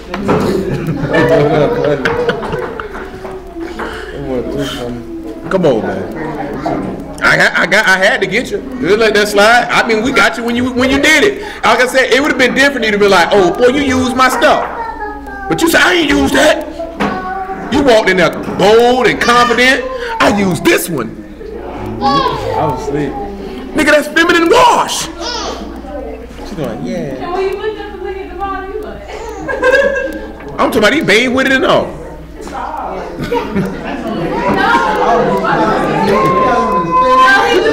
No, I know it. I'm just messing with it. He didn't wipe. But get what though? But when you rinsed it off, it still ran down your face. He said you could. Oh my goodness. But get what though? I'm talking about like this here. He just smelled. It's airy. Look at her. She all about that. What you want to ask? Yeah. Nah, we good in Acts. We in Jeremiah chapter 1. I started a little bit on time. That's why I could take that detour. Oh, he had to catch it. Everybody did get on time. That was good for the most part. Come on, we in Jeremiah chapter 1. We in verse 11. Isaiah, go sit down. Alright. It said, moreover, the word of Yahuwah came to me, saying, Jeremiah, see thou this? I said, I see a rod of an almond tree. Then said Yahuwah unto me, thou hast well seen, for I hast hastened my word to perform it. Yep. And the word of Yahuwah came to me the second time, saying, what seest thou? What did he say he see? And I said, I see a seething pot, and the face thereof is towards the north. So guess what? This is because not only did that Josiah get a word from Holder, but he got one from Jeremiah too about what was going to happen to the city. Let's swing to Jeremiah 22. We got to get to the main point of what we here for today. Jeremiah 22 and verse 1. It's a burden about evil kings. A little thing that got to fall on the head. And we're going to read pretty much this whole chapter. Y'all willing. Because it's a lot of stuff in Jeremiah. But we're going to look at Jeremiah 22. Hello, Abigail. Abigail got cheese. You finally got some cheese. She happy too. It says, thus said Yahuwah, go down to the house of the king Yehuda and speak there a word. Speak there this word. This word. Saying, what he said, what he told him. Hear the word of Yahuwah, O king of Yehuda. Yes, sir. That sitteth upon the throne of David. That sit upon who? The throne of David. Come on. Thou and thy servants and thy people that enter in by these gates. What did he tell him to do? Thus said Yahuwah, execute ye judgment. And what else? And righteousness. And what else? And deliver the spoil out of the hand of the oppressor. And what else? And do no wrong. And what else? Do no violence to the stranger. And what else? The fatherless, nor the widow, neither shed innocent blood in this place. Pause. Can anybody show me where Hamashiach followed this instruction his father just gave him? Because if Mashiach sit on the throne of David, right? So that means everything that he just told them to do, he had to do. Let's see where he didn't do no violence to the stranger. Matthew chapter 15, verse 20.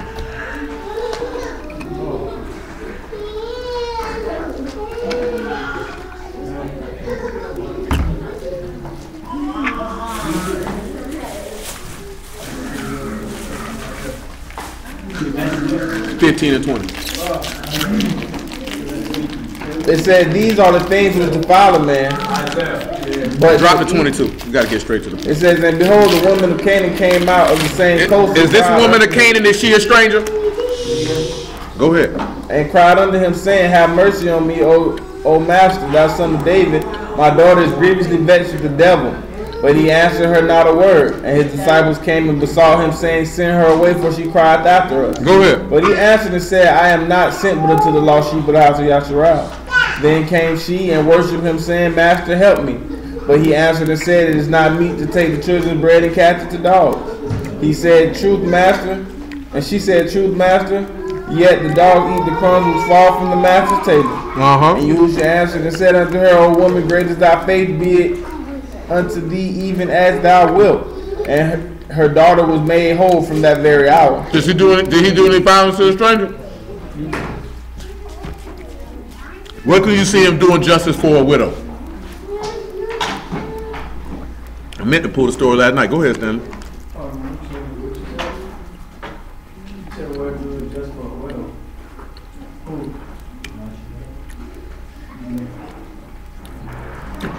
Well, I think it's Luke 18.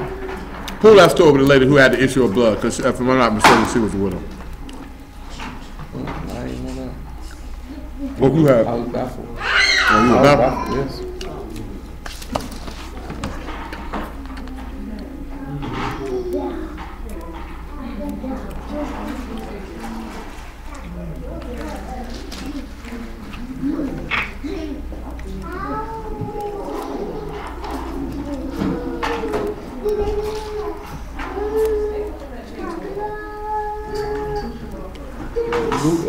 Luke 8. And give me about verse 4. We don't necessarily say she a widow. Luke 8 and 40. It said it came to pass that when Yahushua was returned, the people gladly received him, for they were all waiting for him. And behold, there came a man named Jairus, and he was the ruler of the synagogue, and he fell down at Yahushua's feet and besought him that he would come into his house. For he had only one daughter, about 12 years of age, and she lay dying. But as he went, the people thronged him. And the woman having the issue of blood 12 years, which had spent all of her living upon physicians, neither could be healed of any. She came behind him and touched the border of his garment, and immediately her issue of blood stanched. And Yahushua said, who touched me? When all denied, Peter and they that were with him said, Master, the multitude thronged thee and pressed thee, saying, thou who touched me? And Yahushua said, somebody have touched me, for I perceived that virtue is going out from me. And when the woman saw that she was not hid, she came trembling and falling down before him, and she declared unto him before all the people for what cause she had touched him, and how she was healed immediately. And he said unto her, daughter, be of good comfort, thy faith hath made thee whole, go in shalom. While he yet spake, there cometh one from the ruler of the synagogue's house, saying to him, thy daughter is dead, trouble not the master. But when Yahushua heard it, he answered him, saying, fear not, believe only, and she shall be made whole. And here's another place I didn't read, right? It said that that woman had been bound by Hashatan these 18 years, so she had not been, because the other place I was thinking about is where they were saying that he did it on the Sabbath day. And that they made reference that Satan was the one oppressing this woman, and he delivered her from that oppression. Even when you sit back and look at it, don't the book say we've been oppressed by the devil by death with this young girl who did? Keep going. It said, and when he came into the house, he suffered no man to go in save Peter and James and John, and the father and the mother of the maiden. And all wept and bewailed her, but he said, weep not, she is not dead, but sleepeth. And they laughed him to scorn, knowing that she was dead. And he put them all out, and took her by the hand, and called, saying, Maid, arise. And her spirit came again, and she arose straightway. And he commanded to give her meat. And her parents were astonished, but he charged them that they should. Did he not just deliver her out of the hand of the oppressor because he delivered her from death? What about when he say he execute judgment? What about the time that woman came and washed his feet with her tears? Did he give an example to Peter? Say if one person had been owed a little and one person owed a lot, and he forgave them both, which one would love him the most? He said one that had owed a lot. He told him you had judged correctly. It's numerous times, and we know the times he executed righteousness, and we know he didn't do any evil. But let's go back to Jeremiah. This is what he told the kings to do. Clearly, none of the kings did it. And clearly, a lot of people who rule in our people now who don't, because you know, our people like to love, they love titles now. I'm a king. I'm a chief high priest. I'm a priest. And then you had a niggas cap gang. I ain't going to take no title, but you really want one. You won't take no title, but you want niggas to swing on your nuts like you got one. I'm for real. You know what I'm saying? At the end of the day, because I just was telling the homeboy in Dallas that, man, niggas have very, very low self-esteem. And niggas are very, very insecure. So they need a lot of validation from other people. You know what I'm saying? If they can receive that validation from other people, it will inflate their sense of self-importance and the delusions of grandeur of which they possess. And then they can kill as many people as they want them. Because you got a lot of niggas who want to do stuff who's never done anything in their entire life. And I done told you that us finding out we Hebrews has allowed a lot of no good piss ant niggas to have an opportunity to be somebody who they would not be under regular circumstances. You know what I'm saying? They would just be a nigga that niggas would overlook. You know what I'm saying? But the word to give them a chance, just like bro was talking about. You got all these niggas talking about multiple wives, and all they multiple wives take care of them. Because them niggas don't work, because they say I'm a prophet of the Lord. I got to do the Lord's work. All my wives work, because I'm doing the Lord's work. It's niggas who really say this, and it's women who really go for it. Go ahead. We're in Jeremiah chapter 22 and verse 3. It says, thus said Jehovah, execute judgment and righteousness, and deliver the spoil out of the hand of the oppressor, and do no wrong. Do no violence to the stranger, the fatherless, nor the widow, neither shed innocent blood in this place. For if you do this thing indeed, then shall there enter in by the gates of this house kings sitting upon the throne of David, riding in chariots and on horses, he and his servants and his people. Well, praise Yah that Yahushua did it, because that's exactly what's going to happen when he returned. Go ahead. But if you will not hear these words, I swear by myself, said Yahuwah, that this house shall become a desolation. And because they didn't do it, Yahushua became a desolation. Go ahead. For thus said Yahuwah unto the king's house of Yehudah, thou art Gilead unto me, and the head of Lebanon, yet surely I will make thee a wilderness, and cities which are not inhabited. Go ahead. I will prepare destroyers against thee, everyone with his weapon, and they shall cut down thy choice cedars and cast them into the fire. And many nations shall pass by this city, and they shall say every man to his neighbor, wherefore have Yahuwah done this unto this great city? Then they shall answer, because they have forsaken the covenant of Yahuwah the Elohim, and worshipped other gods and served them. But listen what he say not to do. Weep ye not for the dead. Don't cry for him. Neither bemoan him. But who to weep for? But weep sore for him that goeth away. for he shall return no more nor see his native country. He said, weep for them because they not coming back home. For thus said Jehoakim, as touching Shalom, the son of Josiah, king of Yehuda, which reigned in the stead of Josiah his father, which went forth out of this place, he shall not return thither anymore. Go ahead. But he shall die in the place where they have led him captive, and he shall see this land no more. The reason why I'm looking at it is Jehoakim had other sons. One of these sons is about to be cursed. And these dudes use this particular son to say that Hamashiach can't be king. Because they misread it, they don't read it properly, they don't look at what it actually says, and they make an idiot out of themselves. So drop down to verse 18. It says, therefore thus said Jehoakim concerning Jehoakim, the son of Josiah. Back up to verse 16. It says, he judged the cause of the poor and needy, then it was well with him. Now, Paul, I didn't sit back and look at this here. When you look at verse 13, right? He said, destruction to somebody who build a house by unrighteousness, and his chambers by wrong, and use his neighbor's service without wages, and give him not for his work. So this is oppression. Whether you want to believe it or not, this is what your ancestors were doing in the land. They were oppressing each other.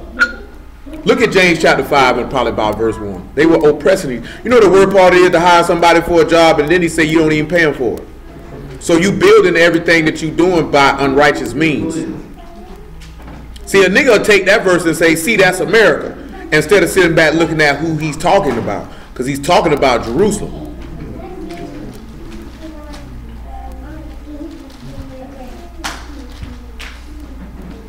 It says, go to now, ye rich men, weep and howl for your miseries that shall come upon you. Your riches are corrupted, and your garments are moth-eaten. Yeah. Your gold and silver is cankered, and the rust of them shall be a witness against you. Paul, who is James writing this letter to? 12 tribes. Look at James 1 and 1, so those that don't know, so y'all can see who he writing to.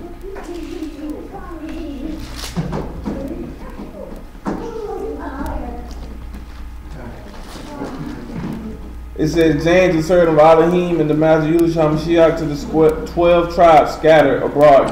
So who is he writing to?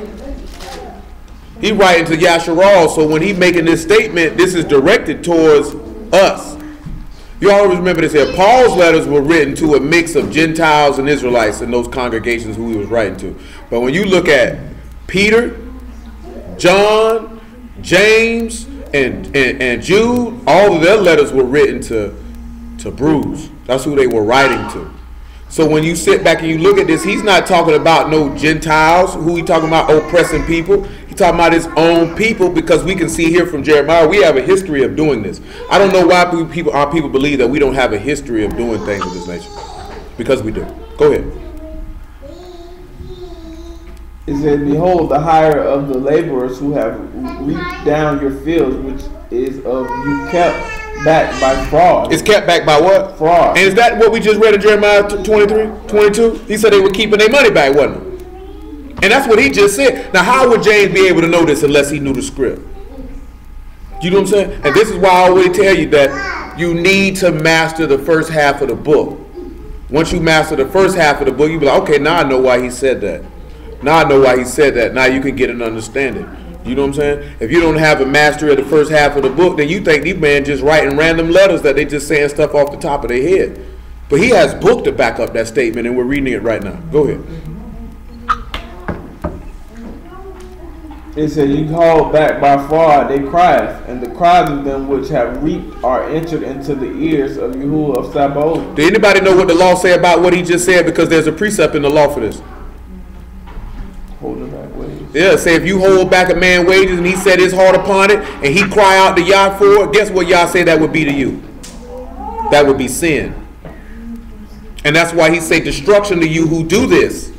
You know what I'm saying? Come on back to Jeremiah 22. That's why we say when we're going to go through the law, because this man pretty much has a precept, an ordinance, and a statute, and a commandment for pretty much any dealings that you can have with another person. As it relates to business, as it relates to property, not even just talking about even holding somebody's stuff. You know what I'm talking about? And all that. That man set all that stuff in order so that you, if there was an issue, you could take it before the judges or for the priests and they could straighten it out. Niggas wouldn't be doing stuff off the fly. Go ahead. Jeremiah 22, and you can go ahead with verse 16 now, sir. And that was verse 13, I represent.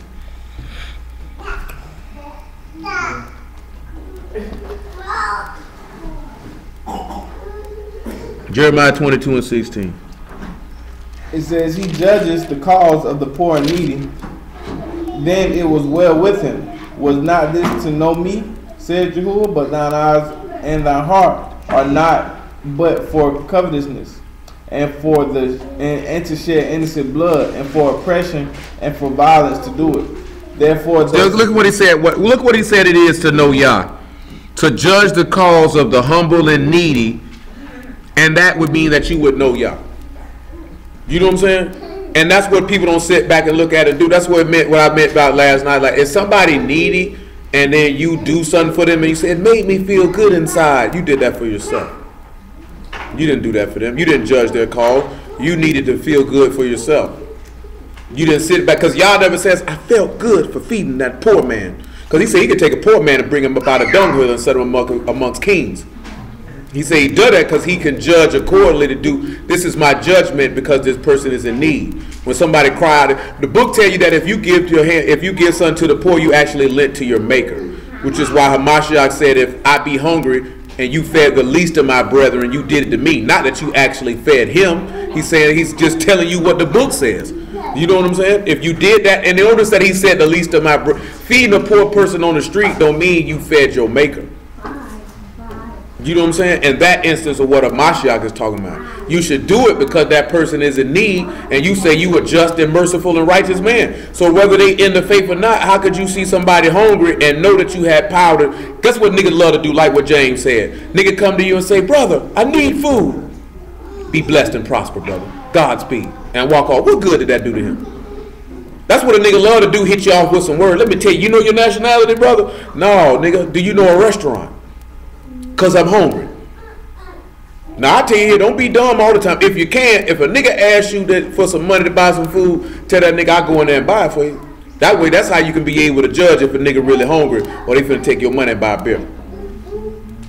Because some niggas will tell you they hungry and you turn around and see that nigga come right up that thing with a king cobra. You know what I'm saying?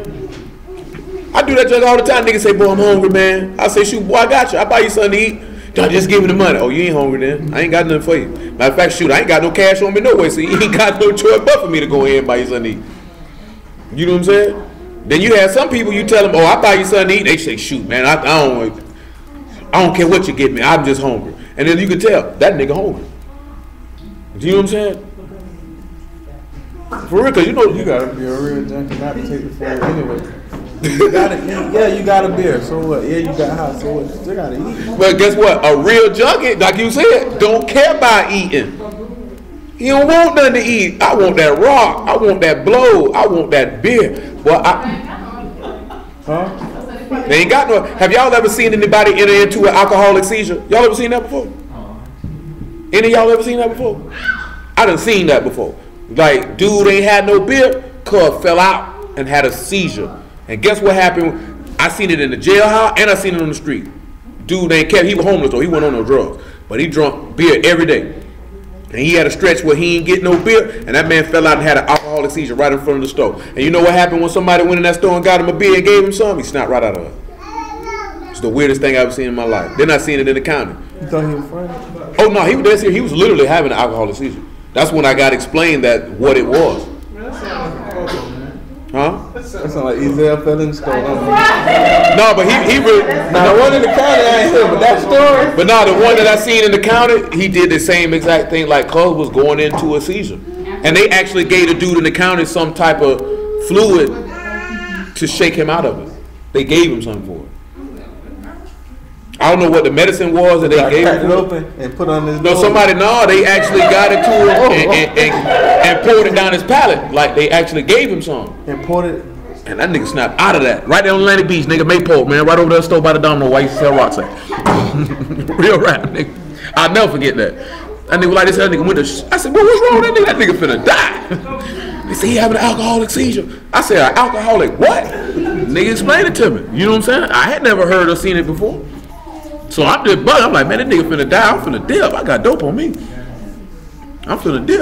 You know what I'm saying? The counter, that nigga, we was in the dorm car, fell out. I said, well, what's wrong with this nigga? How you know he ain't had epilepsy?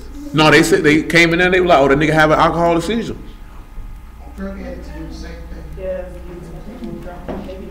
Yeah, I'm telling you, because they body so used to taking in this substance and this chemical, and then it's been removed. It's no different than a heroin addict. They can't function until they get that hit. They get physically sick. Do you know what I'm saying? And cannot function throughout their day until they get that boy. Yeah, I mean, I done heard it on like heroin. I done heard it on hard. Alcohol ain't no. Heard it on no bill. Alcohol is the same thing. Alcohol probably worse. Yeah, not no brew. Okay, guess what? You know why you ain't heard about no brew? Because you ain't never been around nobody who drink 5, 6, 7, 8 bottles of malt liquor every day. I mean, you don't drink. Huh? Yeah, I agree. Because I'm gonna be honest with you, you can't really. Most people who drink hard liquor, they usually don't detox like that for some reason. You know what I'm talking about? It's usually people who drink a lot of beer. Yeah, that's what I said. I was just thinking about shoot. At that point, you can have a seizure for anything. You drink a lot of. Yeah, because I don't think too many people. I don't think like, enough. I'm thinking like a beer. Maybe you can be like that with a soda of caffeine. No. No, I'm just saying. Well, caffeine is the same type of effect. But I don't think enough people drink enough soda in a day to have that type of withdrawal. Yeah. But I done seen niggas fiend like that for a beer for a No, I ain't talking about fiending. We talking about your body having an adverse reaction to not having it. You know what I'm saying? Because like with hard liquor, to be able to have an alcoholic, you got to drink a lot of hard liquor every day to get to that point. And most people can't drink that much hard liquor.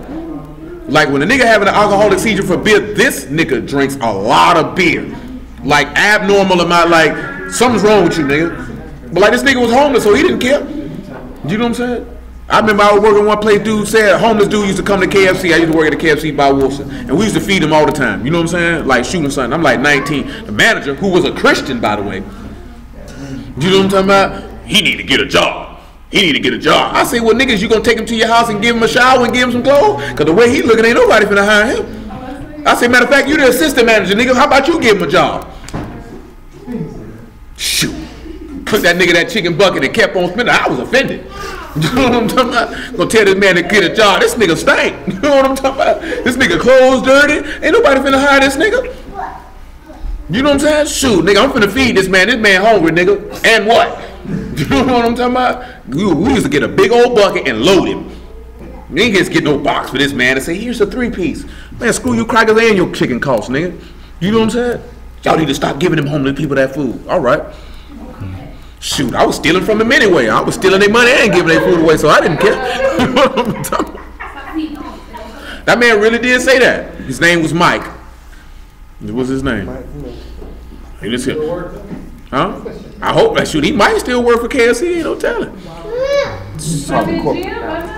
Who? He should have been a GM a long time ago because that was 1999. That nigga ain't a GM by now. He doing bad. You know what I'm saying?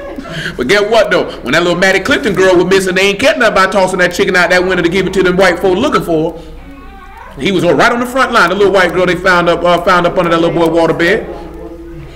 Cause that junk was right down the street from where we were working at. Yeah, he killed him. He was grown man now. Yeah, his neighbor. Help look for him all. Body right up under the water bed. Right up under the water bed. Yeah, I was too. It was 1999. Matter of fact, he back on appeal right now. He back on appeal right now because he was like 14 when he did it. He wanted to see what it was. He wanted to holler at the older sister, and the little sister was cop blocking in his mind. Like, cause people thought he raped her and did all this, but he didn't do none of that. He was playing with her outside. And he was supposed to be outside with it, and he busted her. And guess what? His daddy helped him cover it up. Because they said, the parents said, we smelled something stank in his room, and they just sprayed some air freshener.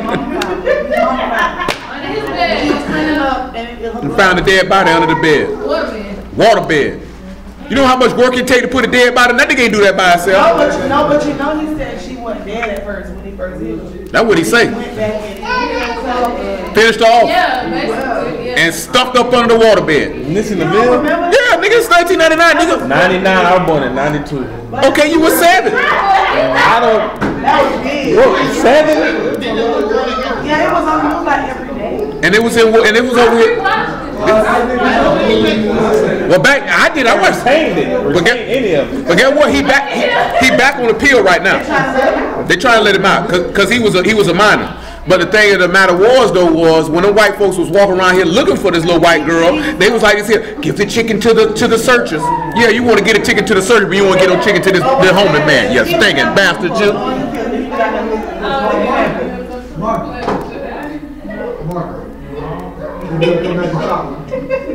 I was 18, so. You know what I'm saying? Come on, man. 22 and 8. Listen, what the thing is he said the people's eyes and heart were only for covetousness and to shed innocent blood and oppression and violence to do it. Give me Luke chapter 12, man. Give me about verse 12. Let me show you what the master say about being covetous. Oh, it's a lot of crazy crimes went down in this city. I remember one time a nigga robbed a nigga out east, and he took the nigga baby, and then left the nigga baby in the car, and the baby died from suffocation in the car. They were like, huh? It was like 95, 90. The nigga who did it was named Psycho. That was his nickname in the street, but he was trying to rob it. It was really about some other stuff though. He wasn't trying to. He just. Well, I think when he robbed a nigga and took the car, the baby was in there, and he just let the baby in the car with the windows up. You know what I'm saying? It was like 96, 97. Just left him in there. Then y'all remember the story about the little girl who got snatched, and they finally found her. The little black baby. Say they found her in a whole nother state where them people feel like they mama them sold the little girl. I forget her name though. Yeah, the mobile. Yeah. And then the two little white boys that walked away from school or something, they was on medication. They never found them little people. There's a lot of people that came up in this city that been disappeared. Ain't nobody never found them. The white folks either got to them or them niggas in another state living their own life.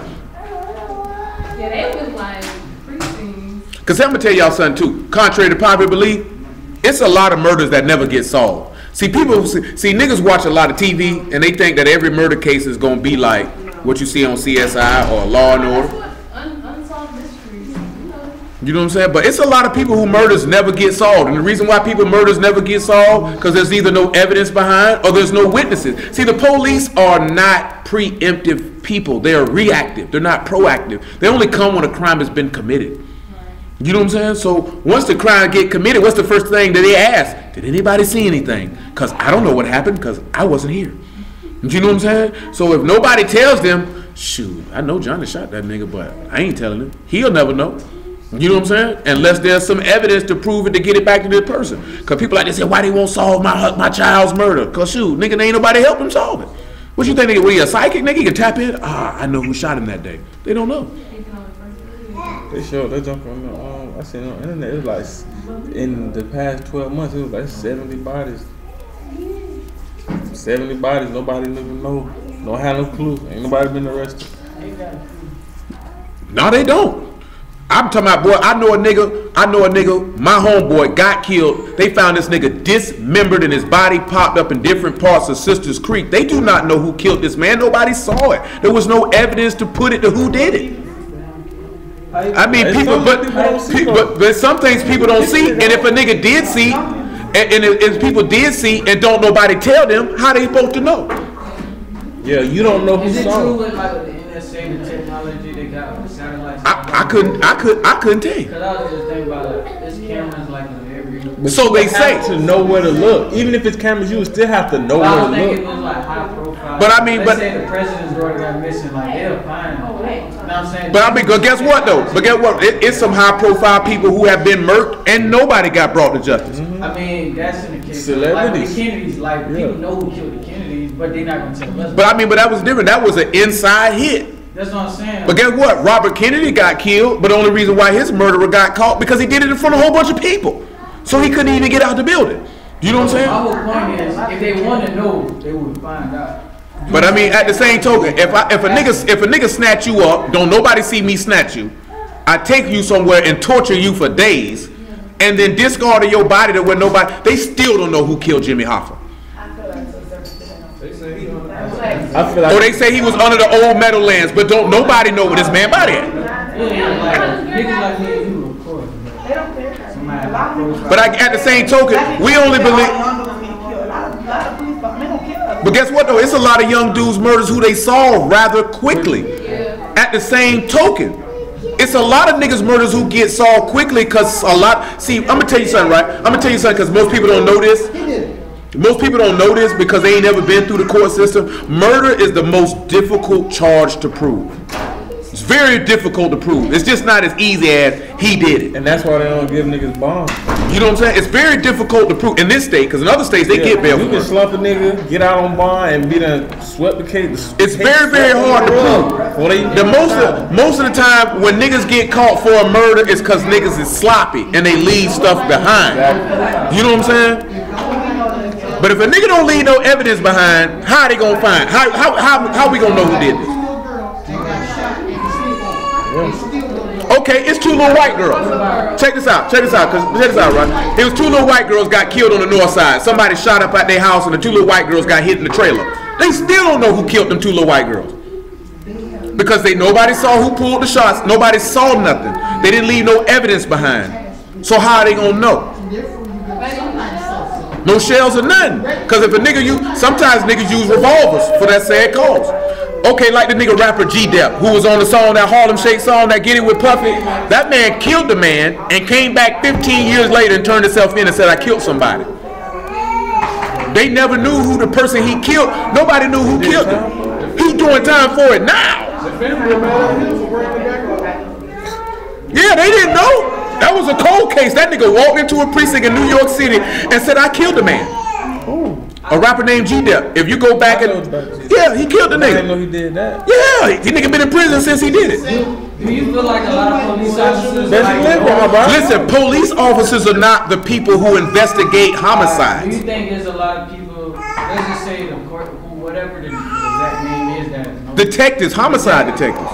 Like, for example, when Adis was beefing with Zach and them, like I know, like Head First and Adis, they know who's killing each other, but sometimes they back off and just let see that's the difference. That's the difference. Listen, this is the difference what you looking at. I can't prove it in court. See, you look at, oh, I know who did it, but I can't prove it.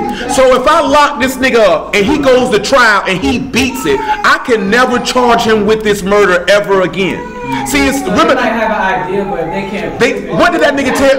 What did that nigga tell you in training? What did that nigga say in training today? It ain't about what you know. It's about what you can prove. So when you go to court, a lot of times they don't file cases because I don't think we can win. Not that I don't think you did it. Not that I don't care. We're not gonna win. And then a lot of times the only way you can win is with a witness. With a witness or with evidence. Go to trial in the court with no nigga to testify. But that's not evidence that you can take in a courtroom and say that you murdered a nigga. That's not hard. You gotta have a witness. That's you gotta have something like when you've had murders of people who got murdered and there was no body. They were able to prove it. Now you have some people who get convicted off of circumstantial evidence, like that cracker Scott Peterson in California for killing his wife. But there was still physical evidence where you could say this person even did that. Even with OJ's case, to a lot of extent, that was circumstantial evidence. They're saying the circumstances say that you did this. But what we have is probably highly likely. You know what I'm saying? It's the probability is highly likely that you committed this crime. You know what I'm saying? But just because a nigga said in this rap song, oh, such and such, I'ma kill you, nigga. You can't use that in court. A defense lawyer will laugh you out of court with that trash. You know what I'm saying? Because 9 times out of 10, a judge is not even going to even allow you to use that in a trial. Most niggas so dumb and don't know the legal system, a judge has absolutely nothing to do with a verdict in a trial. Most niggas don't even know that. The judge is there to be impartial. He has nothing to do with determining the innocence or guilt in anyone in a trial.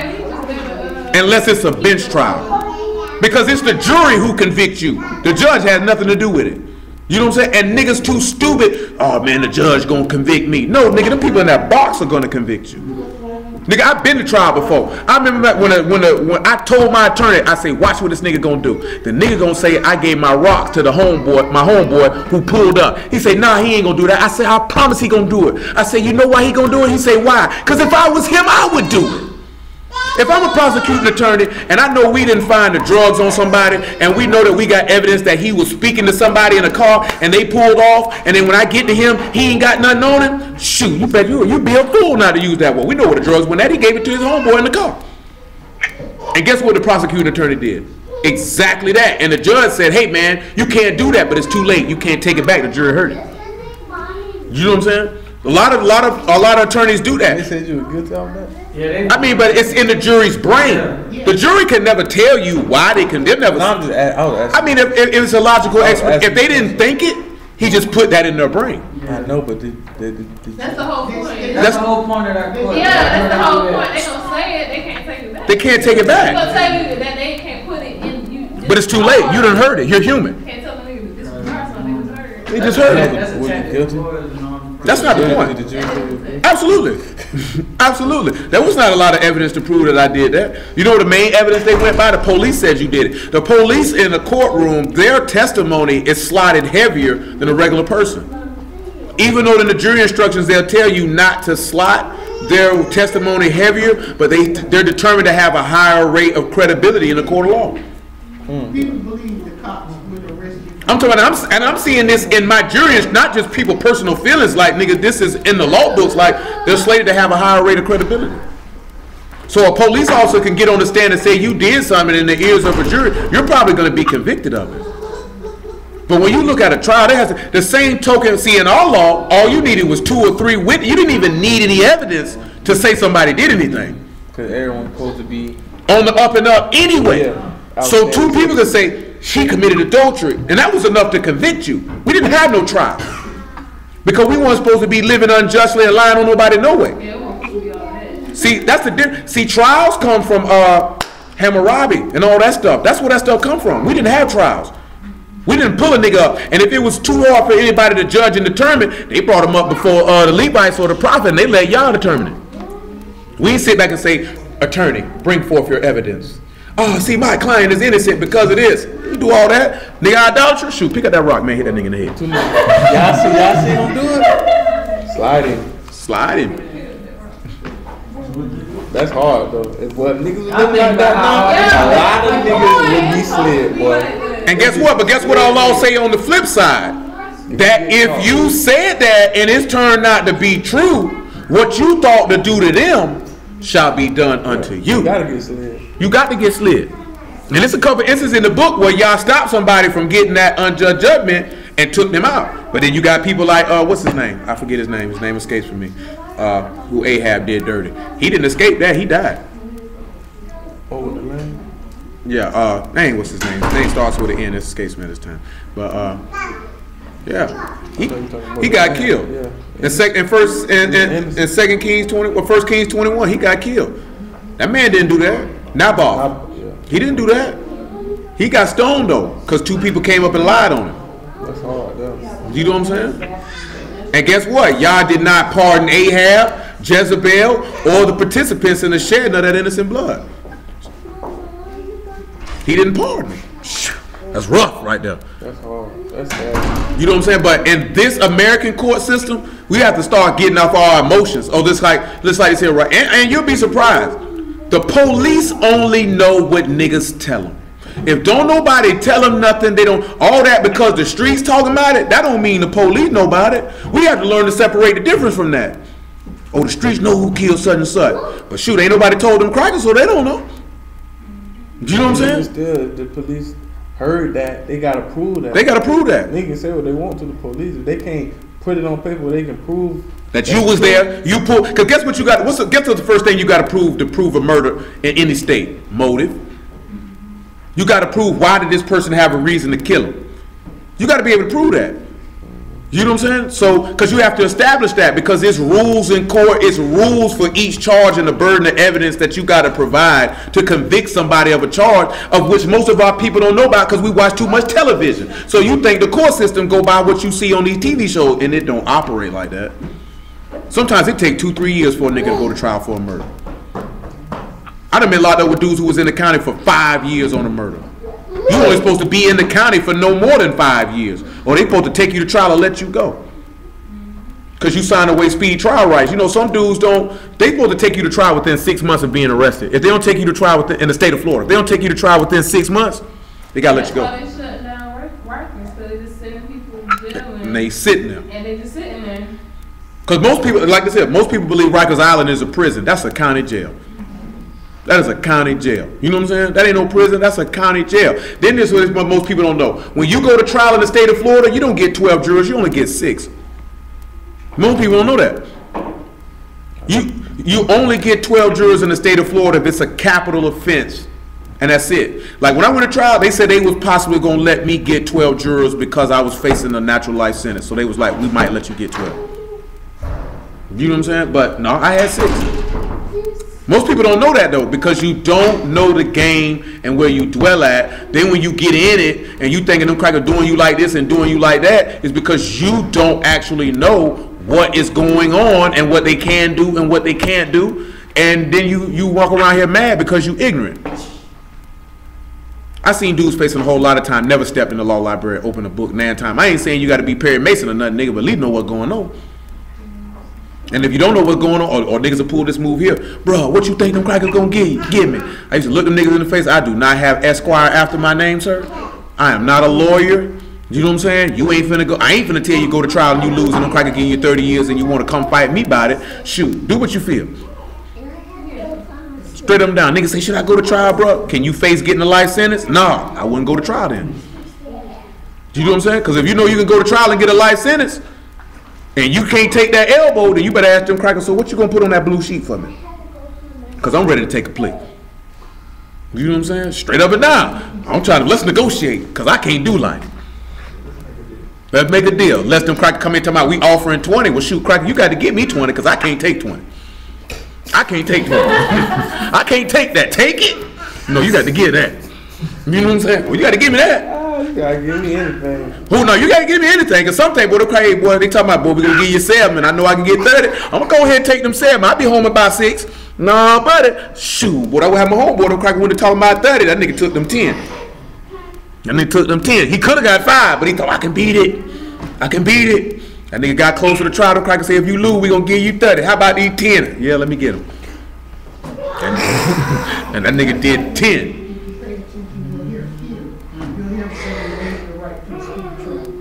You actually have to sign that though. You have to sign that. Like the defendant has to sign agreeing. It's a document. You just can't say I waive it. You got to put your John Hancock on that. That's why that man is supposed to be. No, put your hands on doing her from Walmart. He been to trial. it. No, he ain't been to trial yet. Y'all remember the little white man snatched the little white girl up? Out the Walmart, the white lady. This is recent. This is like in the last 5-6 years. I can't remember the cracker's name, but the lady was in Walmart. He said, I want to buy your kids some clothes and give them some McDonald's. She said, sure. Killed and left. Yeah. What? Y'all don't remember that? And this nigga was a known sexual pedophile. You know what I'm talking about? Picked that little girl up. The white lady dropped the baby off. I think her name Cherish Periwinkle or something like that. That was her name. He seen them, took them to Walmart while he said he was going to buy them some clothes and buy them some food. She was on church out Dawn. Yeah, that's where he left her body at. You know what I'm talking about? What he got? What she got? No, she told the lady, I'm going to take the baby and get her son to eat while you shopping for clothes. Yeah, right. So while she's shopping for clothes, he done slid off with the little girl, raped her, murked her, and dipped. The little girl name was Cherish Periwinkle. That was the little white girl name. No, we gonna go with her. No, you know white people, they friendly like that. They are. Especially to their own kind. Yeah, it was a white man. Yeah, though. Oh, nice dressed white man. Just like the dude I know that I told y'all about in Atlantic Beach that killed his wife and was sitting in the house smoking dope and killed like 4 other people. And he was sitting in the house with 5 dead bodies smoking crack. It took years before he went to trial.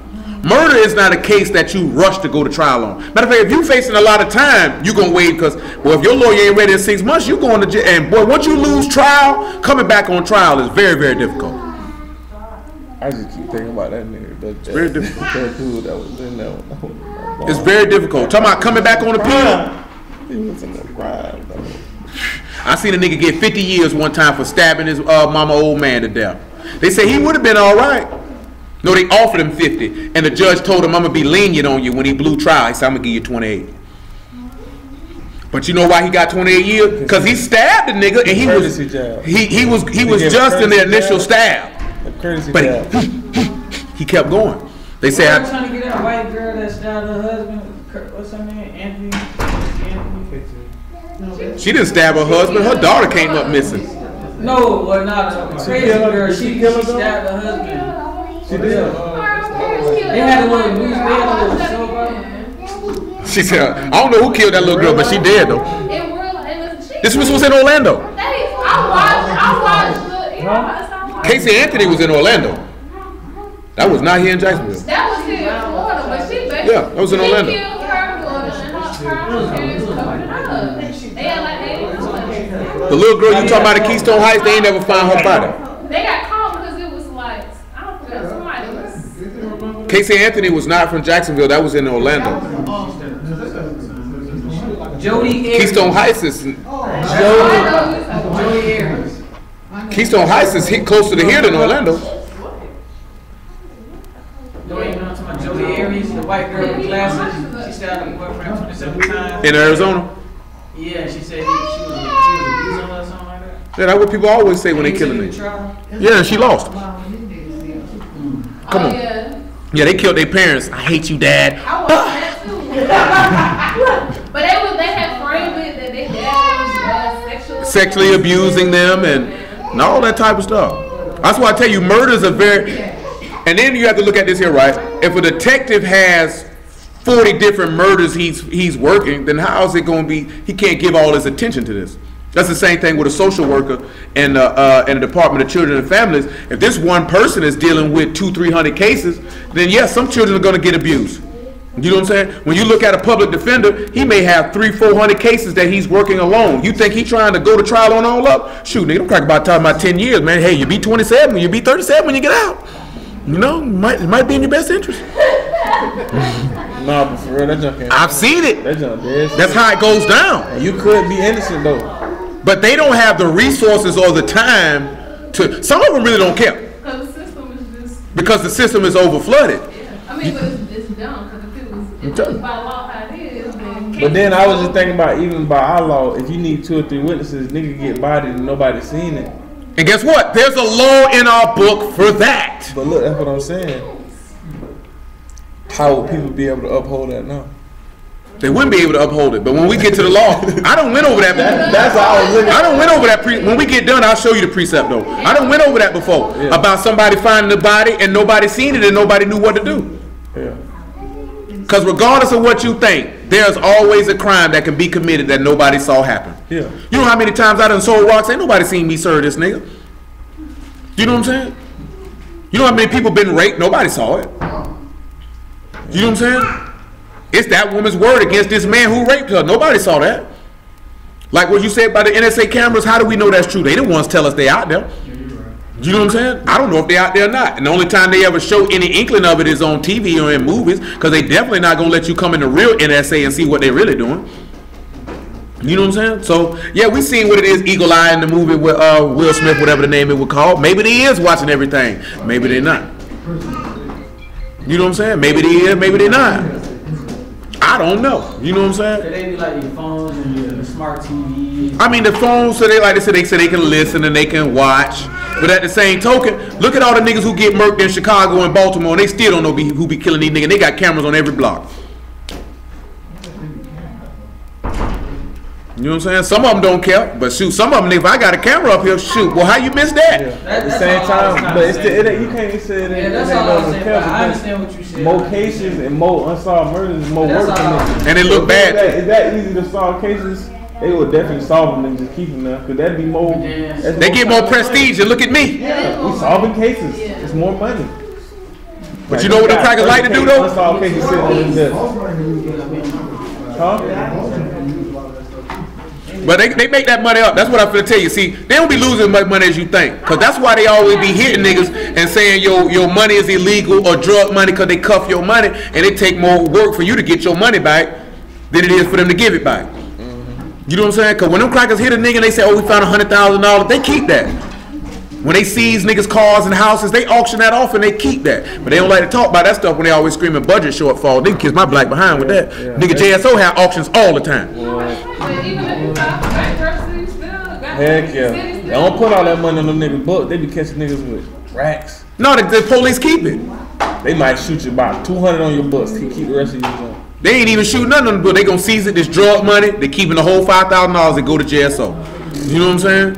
And they say, oh, this car was bought with drug money. They seizing the car and go to JSO.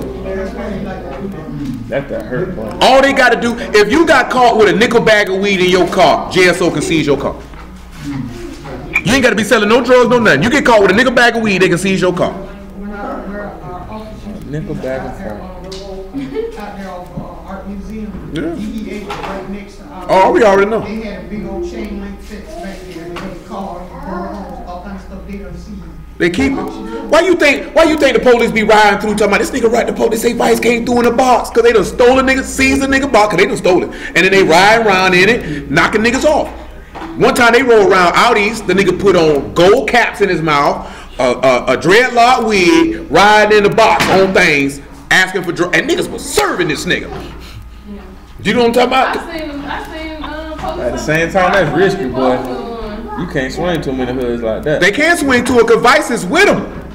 Yeah. The nigga ain't riding out here dolo like it's just a sting. It's no different when they put two niggas posing as a baser and ride through and say, let me get a 40. You finna catch a sale charge. But my whole point is, nigga, I don't know you, nigga. Nigga, why you pulling up to my and this how they ask for it too. You got some crack, you got some coke, you got some weed? Oh no, I ain't got nothing. No. See, I don't have nothing. Ain't no real nigga pulling up talking about you got some coke, you got some crack, you got some weed. You the police, boy. They called you for some hard. You think they were trying to bring you back in the game? No, I was jammed up on something else. But that night they do sweeps. So they'll go through neighborhoods doing this here. Niggas was coming in. I got hit by the nigga in the purple box. You too? I said, oh, you niggas dumb. What they say on Tuesday and Thursday, that's when they... Oh, that's just a song, my nigga. JSO sweep every day of the week. I was gonna say, I ain't never heard that. No, he talking about that Hot Boy song Tuesday and Thursday. Better watch for the sweep. Nigga, JSO sweep every day. Oh yeah, I'm about to say. I just Every day. boys all kind Come on, verse 18, man. This is Jeremiah 22. They sweep every day. Every Thursday, you crack. Guess what? Them crackers sweep every day. Monday through Friday. They might, matter of fact, Monday through Saturday. They might take Sunday off. They might take Sunday off. But them boys sweep every day. Now they do. I remember when I was I had sat in like because I was a part of this like leadership program. They had a sting on like a massage parlor, and it was like a whole bunch of women just on the front line, just like yeah, we was there. I'm like, man, what was y'all selling? But it was some Asians in there when I was going to look too on that butt. Them Asians sell plenty butt. Look at, they do sweeps all the time. They sweep the hood for drugs. They do bust. They do buy bust, and then they do reverse buy bust, where they lock niggas up trying to buy drugs. So you'll see a nigga locked up on a purchase of marijuana or a purchase of cocaine, cause they trying to buy. They got nigga. My homeboy brother got jammed up on cops with that. We were dying laughing. You know what I'm saying? The nigga was on cops. The nigga pulled up, they had to hit the weed hole, and then JSO posted up serving out the weed hole. So when he pull up to get a bag, nigga, he bought a bag from the police. And they jammed him up too. And that joke was hilarious. You supposed to already know when you come up to the weed, hold up, nigga. What black? Oh no, he had ran up to the store. Oh no, well, I'm finna slide to the store. I'm finna slide to. I'm gonna call that nigga. You good, bro? Yeah. What you say you wanted? I said I needed Jesus. That's what I came here for. He had a Bible track for me. That's so true though. That ain't so weird. Nigga, you be in this trap. I don't know what's going on. Come on, man. Jeremiah 22:18, man. It says, therefore, thus said Yahuwah concerning Jehoakim, the son of Josiah, king Yehuda, they shall not lament for him, saying, ah, my brother, or ah, my sister. They shall not lament for him, saying, ah, master, ah, his esteem. He said they won't weep for Jehoakim, won't he? He shall be buried with the burial of an ass. Burial with what? The burial of an ass. Drawn and cast forth beyond the gates of Jerusalem. Pause. Go and get me Matthew 20:27, probably about verse 55. Is it verse 55? Probably about verse 50. Yeah, 53. And after that, Hebrews chapter 13. They say he'll be buried. If you bury it with the burial of an ass, what is he pretty much saying? They bury him like a beast, ain't it? 27. And 53. It says, and came out of the graves after his resurrection and went. Okay. Is that what it was? 27. Which one? Let me make sure. We got to back it up some. When they put him in the grave, that's what we want. Oh, 57. 57. 27. And 57. And after that, 27 and 57. And after that, Hebrews 13. Because was a Mashiach buried within the city or outside the city? Outside. I don't know who said that. You told me. They might need a tuner. Need a tuner. It says, when the even was come, there came a rich man of Arimathea named Joseph, who himself was a disciple of Yahushua. He went to Pilate and begged that the body of Yahushua, when Pilate commanded the body to be delivered. And when Joseph had taken the body, he wrapped it in a clean linen cloth and laid it in his own new tomb, which he had hewn out of a rock. Pause. Now go to Hebrews 13. Tell me about verse 12, I should say. See, Jehoakim got cast out just like a Mashiach got cast out. And it's a whole lot more on Jehoakim all through. Because Jehoakim was wild. And we'll get to it, y'all willing, probably. Maybe I'll do it Thursday for a atonement, maybe not. But there was an example where Jehoakim got a copy of the book and burned it. Any of y'all familiar with that? Jeremiah, he told Jeremiah to write a book. Jeremiah wrote that book, read him that book. Jehoakim took that book and burned it. Took it and burnt it. Go ahead, man. Hebrews 13 and 12. It says, wherefore Yahushua also, that he might sanctify the people with his own blood, suffer without the gate. Suffer where? Without the gate. Go ahead. It said, let us go forth therefore unto him without the camp, bearing his reproach. See, that's the same thing, because when we look at Jehoakim, he's bearing a reproach but for wickedness. Yahushua bearing a reproach as if he was wicked, but he was righteous. That means you got to separate yourself and suffer outside the gate or suffer from away from the people and to take that on. That's what a lot of people don't want to do, because you can't mix and mingle with this here. You either going to have to go outside the gate and get buried like an ass and drawn and cast forth beyond the gates of Jerusalem, or you can stay in the gates of Jerusalem and perish. Come on back to Jeremiah 22. Pick me up about verse 22. It said, the wind shall eat up all thy pastors, and thy lovers shall go into captivity. Surely then shalt thou be ashamed and confounded for all thy wickedness. O inhabitant of Lebanon, that maketh thy nest in the cedars. How gracious shalt thou be when thy pangs come upon thee, the pang of a woman as of a woman in travail. Listen what he said, how gracious. Why do you think he said how great? Why would he use that terminology in that instance, that it would be gracious? Why anybody think he would use that level of terminology? Maybe for him.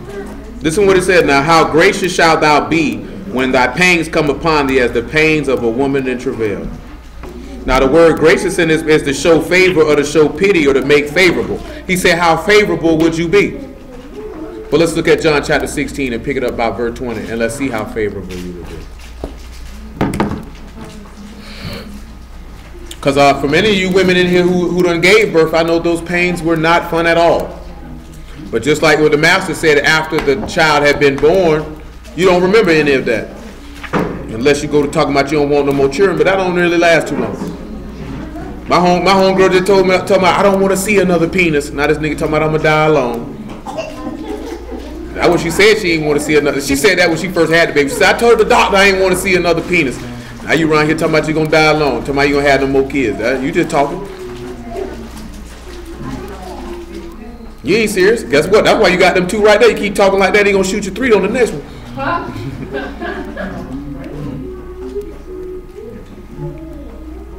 Like I say, people only talk like that, and then you be forgetting. You know what people be forgetting when you say that there? Because you got somebody who want to have a child and they want clothes. Straight clothes. You know what the word part of why I say that there? Because it's a woman right now. It's a couple right now trying to have kids and they want clothes. They can't have none. You know what I'm talking about? And then you just be forgetting that y'all done blessed you to open yours and give you something that people is desperate for. What's that? Yeah, you know, and that's usually sinners. There's too many righteous people doing that. Because we definitely know it's a lot of niggas around here spreading seed. And we know it's a lot of women dropping a lot of fruit right now that have no business procreating. Siri. That's why you better keep your penis in your pants, because you definitely ain't ready to procreate. You said Siri? Nigga can't even go. Nigga can't go to the store right now and buy him some deodorant and some shampoo. You talking about a surrogate? A surrogate. It's a surrogate. A surrogate is somebody who carries a baby for another person. I mean that's just people. What it is his egg, her egg, and his sperm is put in her womb. He's familiar with the process. He was just seeing your personal thoughts. So I mean, ain't nothing wrong. Hey, if a nigga want to walk around and carry another nigga baby, that's they and want to go through giving birth, that's on them. You would have been paid handsomely. I just feel like if you have a baby, you have your own baby. I said I thought those were for women who couldn't have babies. No, that's for somebody who doesn't want to carry a baby. Some people. There's different reasons. Yeah, it is different reasons. That's what I always. I mean, I know the celebrities do it, but I thought the average person. Regular people do it. Oh, for real? More regular people do it than celebrities. Oh.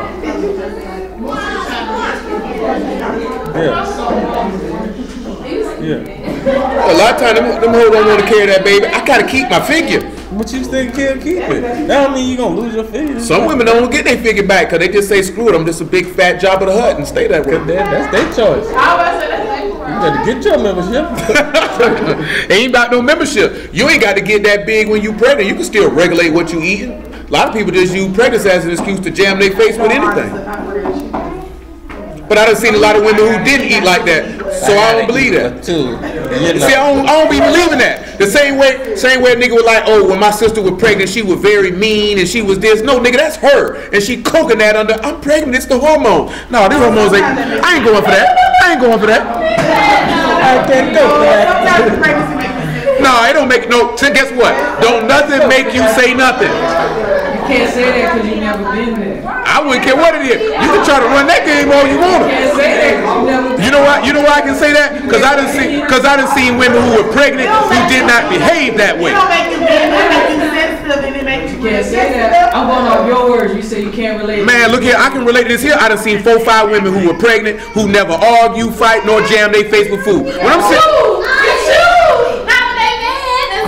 I'm talking about they ain't had no man. That nigga was gone. I'm talking about. Four ways my wife ain't never do that. None of that.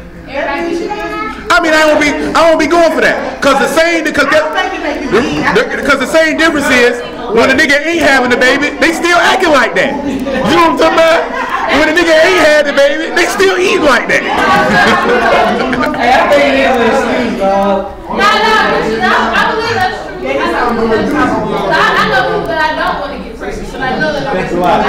they're already pregnant. Yeah. All I'm glad to hear, right? The reason why I don't go for that is because however you are, then guess what? Those hormones are just going to accentuate what was already there. I don't believe in none of that something can make somebody act a particular way that was already there. If you was a greedy pig,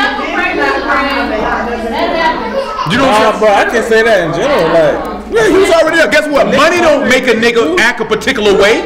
You were already like that. Drugs don't make a woman sell her body. She was already like that.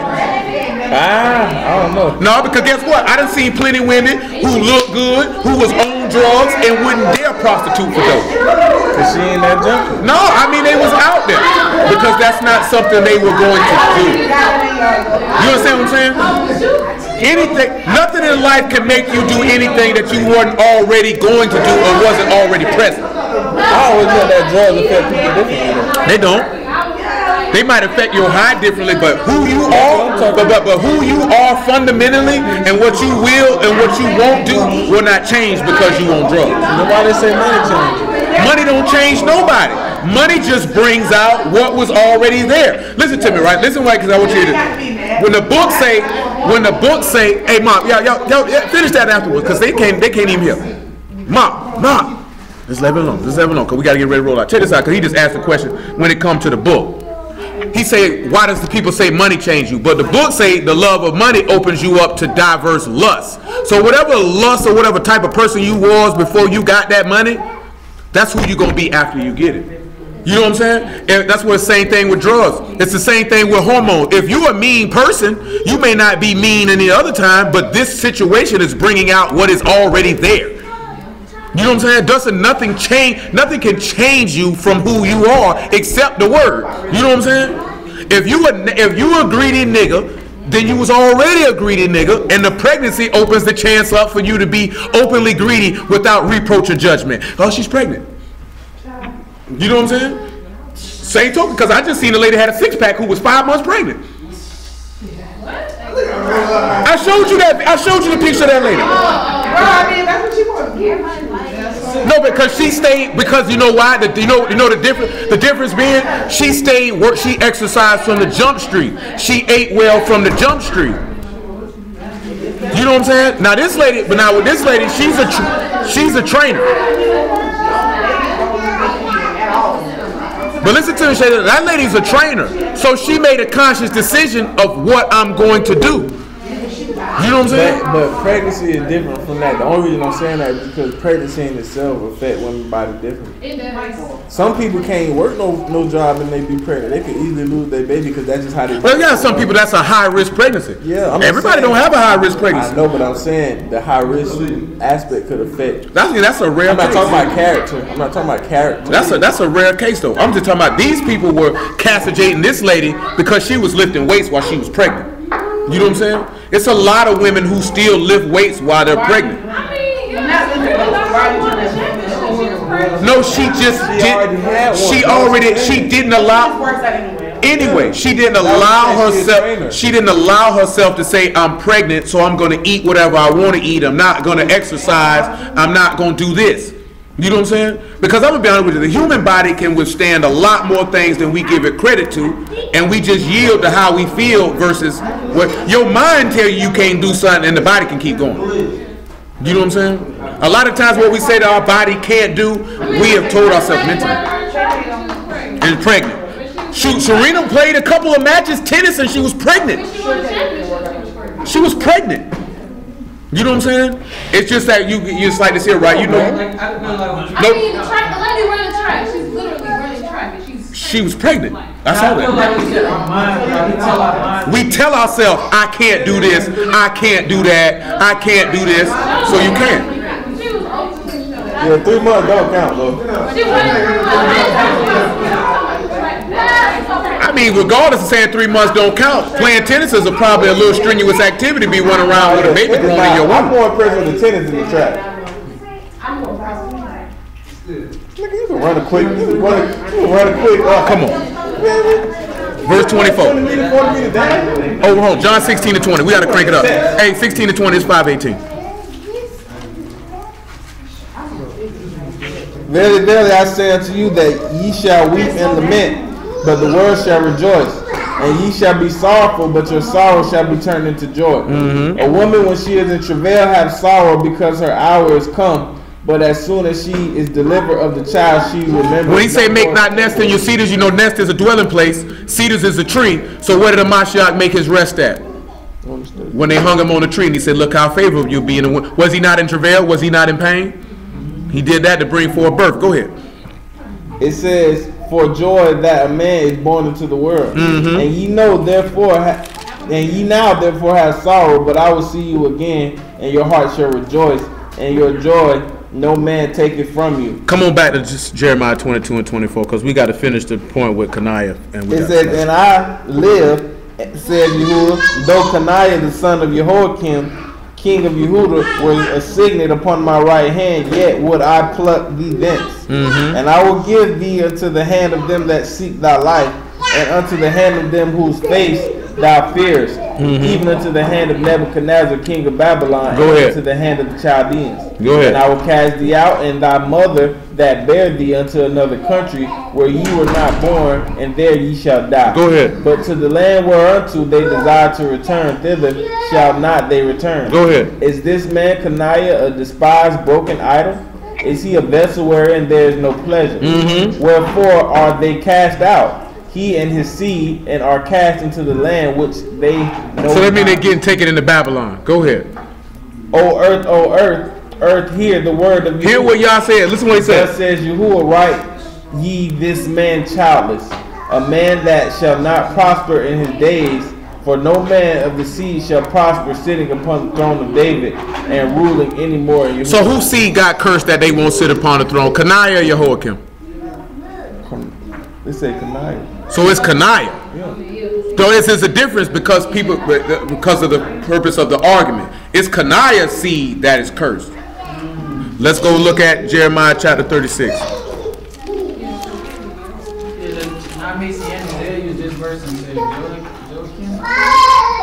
Now look what he tell you right here, right? And then not right there said it, and now he's going to tell you in Jeremiah 36 that Jehoakim get canceled. Read it, 36 and 30. Matter of fact, back it up. 36 and see, this is the chapter talking about the burning of the roll, and we didn't get there. So just read verse 30, and then we'll come back, because this Jeremiah 36, you can read this for yourself later. This is the chapter where Jehoakim burned that roll, and this is what get Jehoakim cut off. Because at the first chance it was just Coniah. You know what I'm saying? Now Jehoakim get himself canceled. So that's why they say Hamashiach can't come through that, because Jehoakim would be considered to be a son of who? David. Do you know what I'm saying? But if Jehoakim get canceled, we're going to see whose son get the throne and to keep on going, and Yahushua still can sit on the throne. Come on, 36 and 30. Therefore, thus says Jehoakim, king of Yehuda, he shall have none to sit upon the throne of David, and his dead body shall be cast out in the day of the heat, and the night to the frost. And I will punish him and his seed and his servants for their iniquity. I will bring upon them and upon the inhabitants of Jerusalem and upon the men of Yehuda and all the evil that I have pronounced against them, but they hearkened not. Then took Jeremiah another roll and gave it to Baruch the scribe, the son of Neriah, who wrote therein from the mouth of Jeremiah all the words of the book of Jehoakim, king of Yehuda, he had burned in the fire, and there added besides unto them many like words. Now read verse 1. Now the king Zedekiah, the son of Josiah, reigned instead of Coniah, the son of Jehoakim, whom Nebuchadnezzar, king of Babylon, made king. So this is how Zechariah became king, because he wasn't supposed to be king. So you know what I'm talking about? So Jehoakim, meaning Jehoakim is the son of who? Josiah, right? So that son of Josiah is canceled. You know what I'm saying? See, that's what they fail to realize. Jehoakim is the son of Josiah. So he canceled one of his sons and shot it to another son. Yeah. Like he canceled Absalom. But see, a lot of dudes don't sit back, because you know what they niggas say, oh, see, he can't be a king because Coniah was cursed. No, Jehoakim was cursed, and he canceled it out. Yahushua still come through Josiah, you idiot. You know what I'm saying? Come to Matthew 1 and 1. Matthew 1 and 1. Matthew 1 and 1.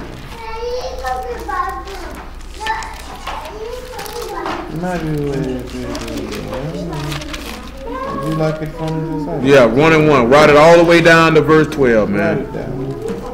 The book of the generation of Yahushua Mashiach, the son of David, the son of Abraham. Abraham begat Isaac, and Isaac begat Jacob, and Jacob begat Yehuda, his brother. And Yehuda begat Pharez and Zerah of Tamar, and Pharez begat Ezram, and Ezram begat Aram.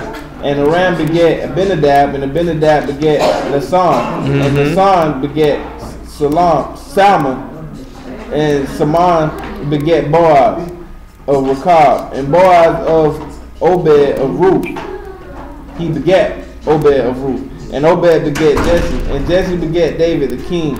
And David... Now that's where we get into it at, where we're going to have to start dealing with where that curse coming at. Go ahead. And David the king begat Solomon, of her that had been the wife of Uriah. And Solomon begat Rehoboam, and Rehoboam begat Abiah, and Abiah begat Asa, and Asa begat Jehoshaphat, and Jehoshaphat begat Joram, and Joram begat Uzziah, and Uzziah begat Jotham, and Jotham begat Ahaz, and Ahaz begat and we done read about all these people who he mentioning, and most of them were wicked. That's what when we look at David lineage. Begat Manasseh, and Manasseh begat Ammon, and Ammon begat Josiah. And Ammon begat who? Josiah. Go ahead. And Josiah begat Jehoahaz, right? Yeah. We read about him earlier, briefly. Go ahead. About the time, and his brother. About the time. Notice that Jehoakim ain't mentioned at all. Yeah, because it said and his brother. And his brethren. Canceled them out. Because it doesn't. The book actually doesn't say how many sons Josiah had. When you look at the genealogy that's in Luke 3, it's a little different, and it running you all the way back to Adam. But guess what? I think Jehoiakim might be mentioned before his name changed. Yeah, that's so weird. See, but remember, the person who changed his name was Nebuchadnezzar. No. You know? But see, what we sitting back looking at this is that's what dudes use to say that a Mashiach can't sit on the throne. He told you specifically who he cursed. He told you specifically why he cursed him. And then he took another son of Josiah, which Josiah is the son of Amnon, which is going to take you back to David, and Yahushua can still sit on the throne. See, we have most of it look at Jehoakim because it's more, but that nigga was wicked. You know what I'm saying? That nigga was very, very wicked. But you needed to understand the difference of why this man can't sit on this throne. Because like I say, I seen some of y'all didn't know who this man was and why he couldn't sit on the throne. You know what I'm saying? And then all the stuff that Jehoakim had going on for his wickedness. And there's more, because I didn't even really deal with the Proverbs 11 like we want. Because you know in the book of Jeremiah, he tell you that he going to leave dead bodies on one end of the earth to the other. One end of the earth to the other. But nevertheless though, hallelujah for Yahushua. We got to slide out of here, man.